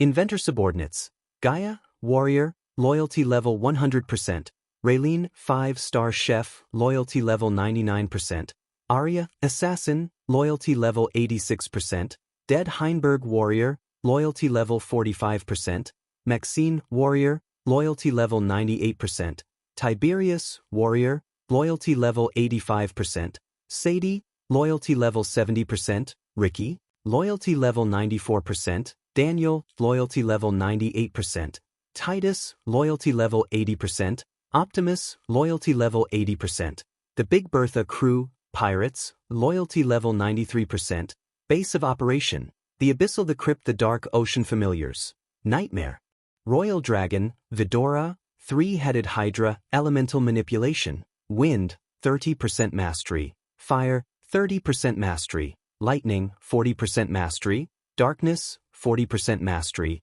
The first thing he noticed in the status was the humongous amount of experience points left unconsumed. Over the year, he amassed 2 million badass points, which Michael planned to use to upgrade his spells. Except for Ricky, who lost 5% loyalty, the loyalty level for the others had a leap. Ricky's situation was understandable to Michael, so he didn't mind the 5% drop. The next change was the increase in his elemental manipulation. To be honest, Messiahel felt frustrated with the numbers. It seemed like no matter how much he used them, the rate didn't go as high as Michael would like to.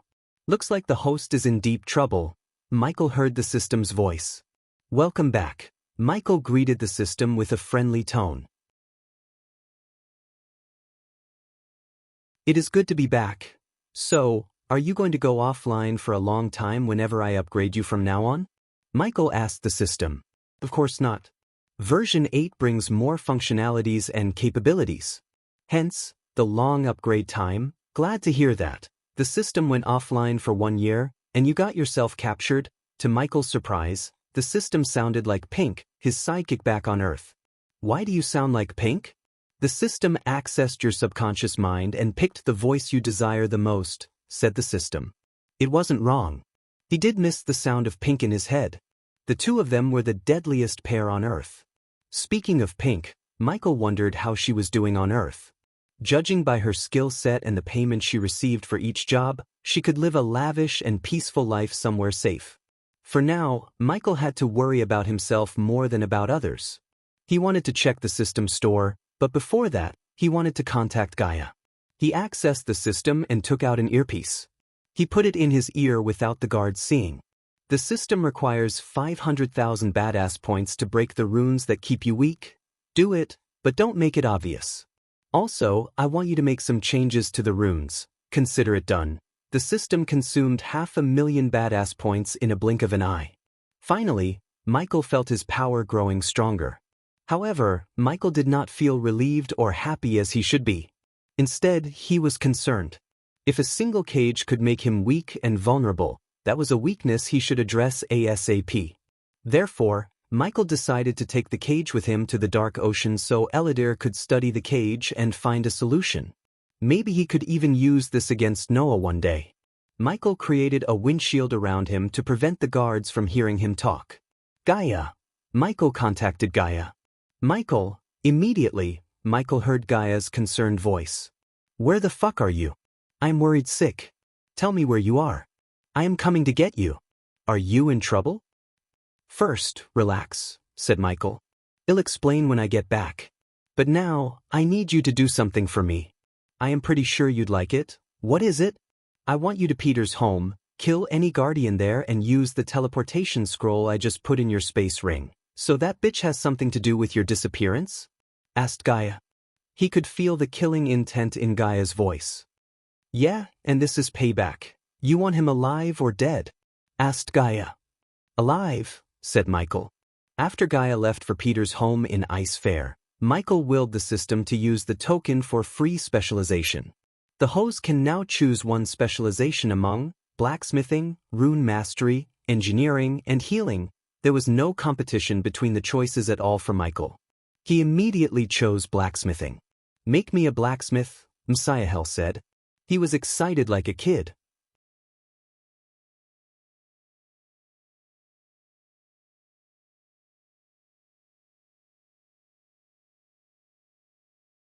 Chapter 773, End of Peter Belafort. Alicia banged the glass between her and Ghost. She poured energy into the rune on her hand to open the cage. However, the glass didn't even budge. Inside the cage, Peter squirmed in Michael's hand. Dante and his team waited for Mutrad's order. The only way to open the cage was through the rune on Alicia's hand. It was a failsafe to prevent someone from opening the cage to aid the Dark Lord. At that moment, this failsafe failed. Michael slowly grabbed Peter's right hand. No! Alicia shouted from outside. Arg! Peter screamed as Michael twisted his arm. The bones broke with a sickening cracking noise. Blood spurted out of Peter's hand. Some broken bone pieces were sticking out of his hand. Peter's scream echoed through the hall. Finally, Dante and his team realized why the entire world feared the Dark Lord. The illuminating orbs around the hall flickered. Slowly, everything grew darker. His long hair fluttered in the wind, giving him an eerie devilish look. Michael did not stop with breaking Peter's hand. He grabbed the broken shoulder and slowly applied pressure. Peter's body trembled in pain. Before you brought me here, I had no intention to hurt your brother, not at all, Michael said, looking at Alicia. In fact, I forgot about him. But you couldn't let it go. Norvin noticed Peter's muscles around his shoulder tearing apart. They could do nothing but watch the Dark Lord rip Peter's hand off his shoulder. Blood sprayed out of Peter's shoulder, painting the glass red. It was a sickening sight to see. Alicia banged the glass, hoping it would break the cage. "Ghost, stop," Norvin shouted. He tried to stop the Dark Lord using words even though everyone knew it wouldn't work. "We are beyond negotiation," Michael simply said. He grabbed Peter's other arm. Seeing this, Alicia roared like a wounded lion. "Break this cage," she shouted. However, Dante and his team felt reluctant to follow her order. The cage was designed to fall down once anyone tried to break the cage from the outside. Unfortunately, the only way to open the cage was through the rune on Alicia's arm. No one expected the Dark Lord to turn the tables on them. He made them powerless. "Your brother's death is on her head. Don't you agree with me, Norvin?" Michael asked Norvin. Norvin couldn't answer Michael. But to be honest, Norvin blamed Alicia for this. From the moment the Sky Hall elders approached Alicia behind Noah's back, Norvin advised her against taking this mission. Naturally, she didn't listen and jumped the gun when they told her they could capture the Dark Lord.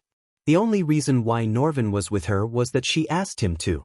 Alicia had never asked him for anything in her life. Thus, when she asked, he couldn't refuse her. Besides, he felt he could safeguard Alicia if he was with her.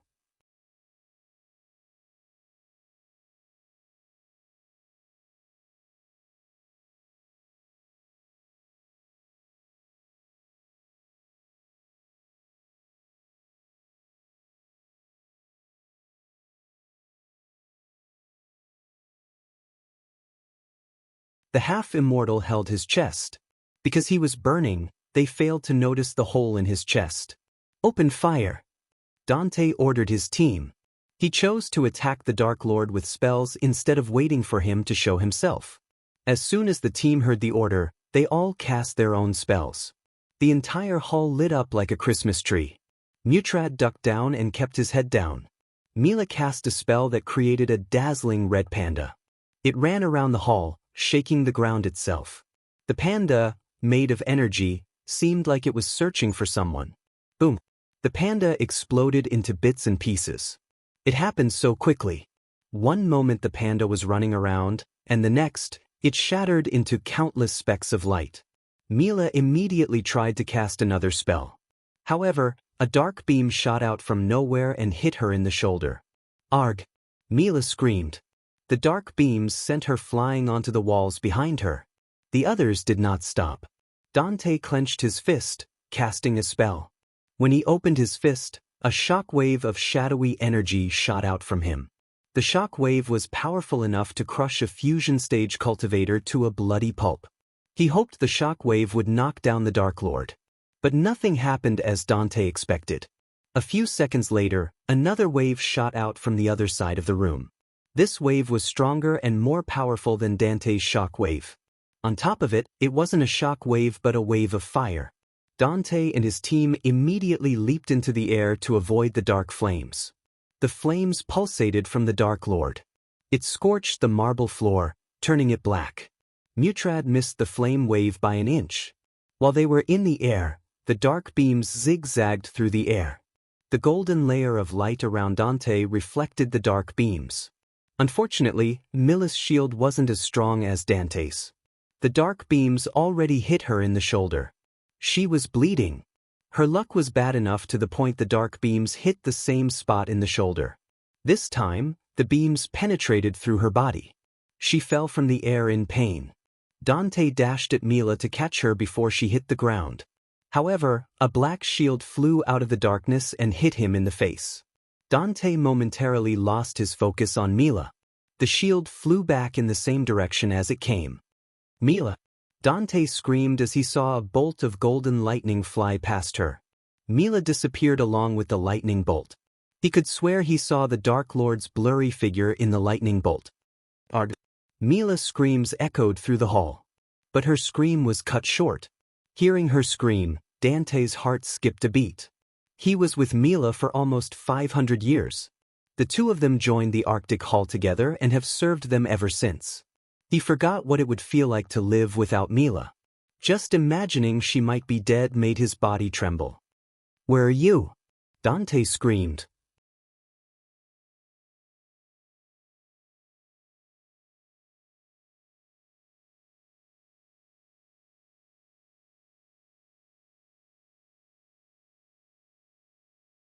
Chapter 775.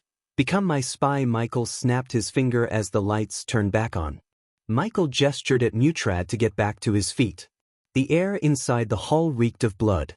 Everywhere Mutrad turned, he saw blood and bodies. An oblivious man wouldn't believe that they were once half immortals. Despite their cultivation level, they stood no chance against Michael. Mutrad shivered, looking Michael in the eyes. Is this what you want for your people? Michael asked Mutrad. Because you've been shadowing me for a while. I can come and greet your people, and this cat and mouse run. Mutrad's heart skipped a beat hearing his words.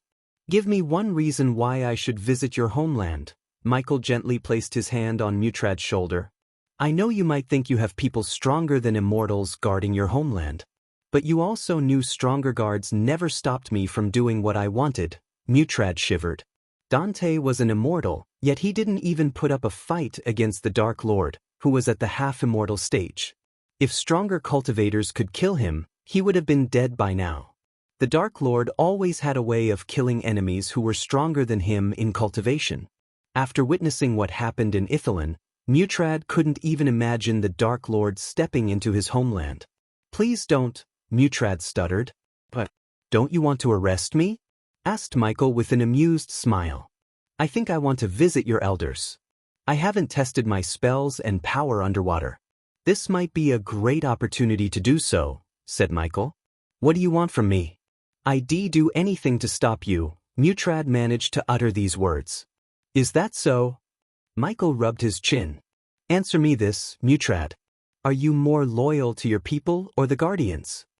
Mutrad did not understand the meaning of his question. Hence, he took some time to ponder. However, Michael was not a patient man. He squeezed Mutrad's shoulder, snapping him out of his daze. To my people, Mutrad answered, getting his teeth.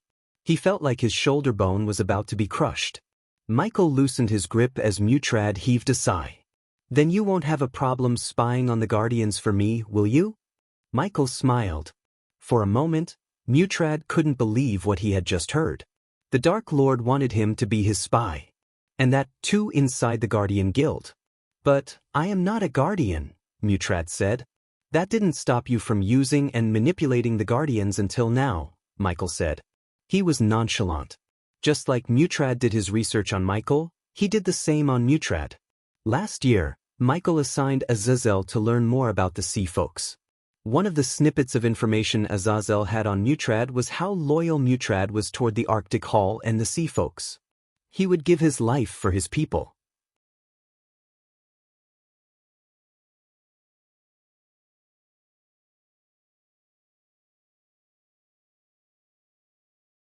Taking a life was so much easier than protecting one. Alicia's eyes watered, seeing the cold look on her father's face. Looking at their eyes, Norvin could tell all of them were scared shitless by the Dark Lord. Their fear was the Dark Lord's strength. He ruled the world through fear. At that moment, the Belafort family was under his thumb. There was a time the Belafort family could have crushed Ghost without much effort. But time had changed everything. Now, even the most powerful families would tremble at the mere mention of the Dark Lord's name. Alicia Flora Belafort. Francis addressed Alicia by her full name. His voice was cold. Norvin, please take a seat among the elders. This hearing is only for Alicia, said Francis. If you don't mind, I'd like to stand beside my friend, Lord Francis. As her friend and sworn brother, it's my duty, and I hope you won't ask me to fail my duty. Fair enough, Francis nodded. Before we start this hearing, I'd like to know everything you know about Peter. Is he dead? Everything Francis saw in Peter's home suggested the obvious. Yet, Francis wanted to hear it from Alicia.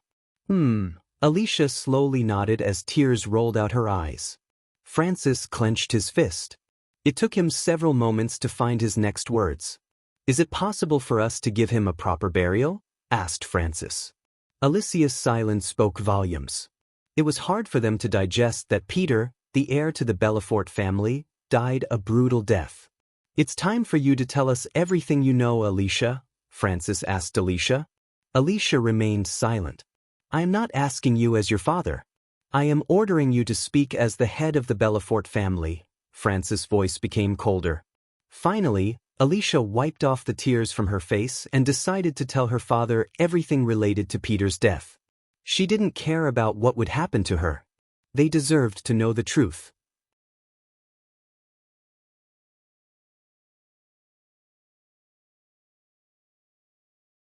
Chapter 776, Unexpected Turn of Events. Alicia told the Belfort family everything related to Peter's death, including the fact that she worked with the Sky Hall to capture the Dark Lord. She didn't leave the part where she actually tortured the Dark Lord himself. The elders shivered in fear. Some outright dropped to their knees, praying to the gods to save the family. Many elders were furious at Alicia for endangering the family. For a few minutes, the elders murmured and gasped in shock. Silence. Francis raised his voice as the noise finally fell flat. "How many times have we told you to leave Peter's matter alone?" Francis asked Alicia. His eyes glimmered with anger. Because Alicia was a prodigy and his doting daughter, he always ignored her obvious anger issues. Even when she tried to gather the Belfort family to seek revenge against Ghost after the tournament, Francis only gently talked her out of it. He had never shown any anger toward Alicia. What happened to Peter in the tournament was unfortunate. But he wasn't blameless either. "You need to be ready to get burned if you play with the fire long enough." One of the gray-haired elders rose from his seat and said. Alicia clenched her fist. "Unfortunate? Is that what you call what happened to Peter?" Alicia's voice burned with rage and murderous intent. The elder almost took a step back. "He is right." Alicia's anger disappeared immediately when she heard Francis. Instead, she was stunned by her father's words. She couldn't understand how Francis could accept what Ghost did to Peter at the tournament like others. "Am I the only one who thinks Peter doesn't deserve Ghost's cruel treatment?" Alicia said, gritting her teeth. "But he was alive, wasn't he?" Francis coldly asked Alicia. "If you had left that matter alone, he would have been alive by now. The Dark Lord may have killed him, but you are just as responsible as the Dark Lord himself." Alicia couldn't believe she heard these words from her father. Even Norvin had never expected such cold treatment from Francis. Looking at Francis' treatment of Alicia, the elders dared to speak their minds. Soon, an old lady with neatly combed white hair stood up. "Does Noah Winston know you went behind his back?" asked the old woman. "He has nothing to do with this," Norvin said.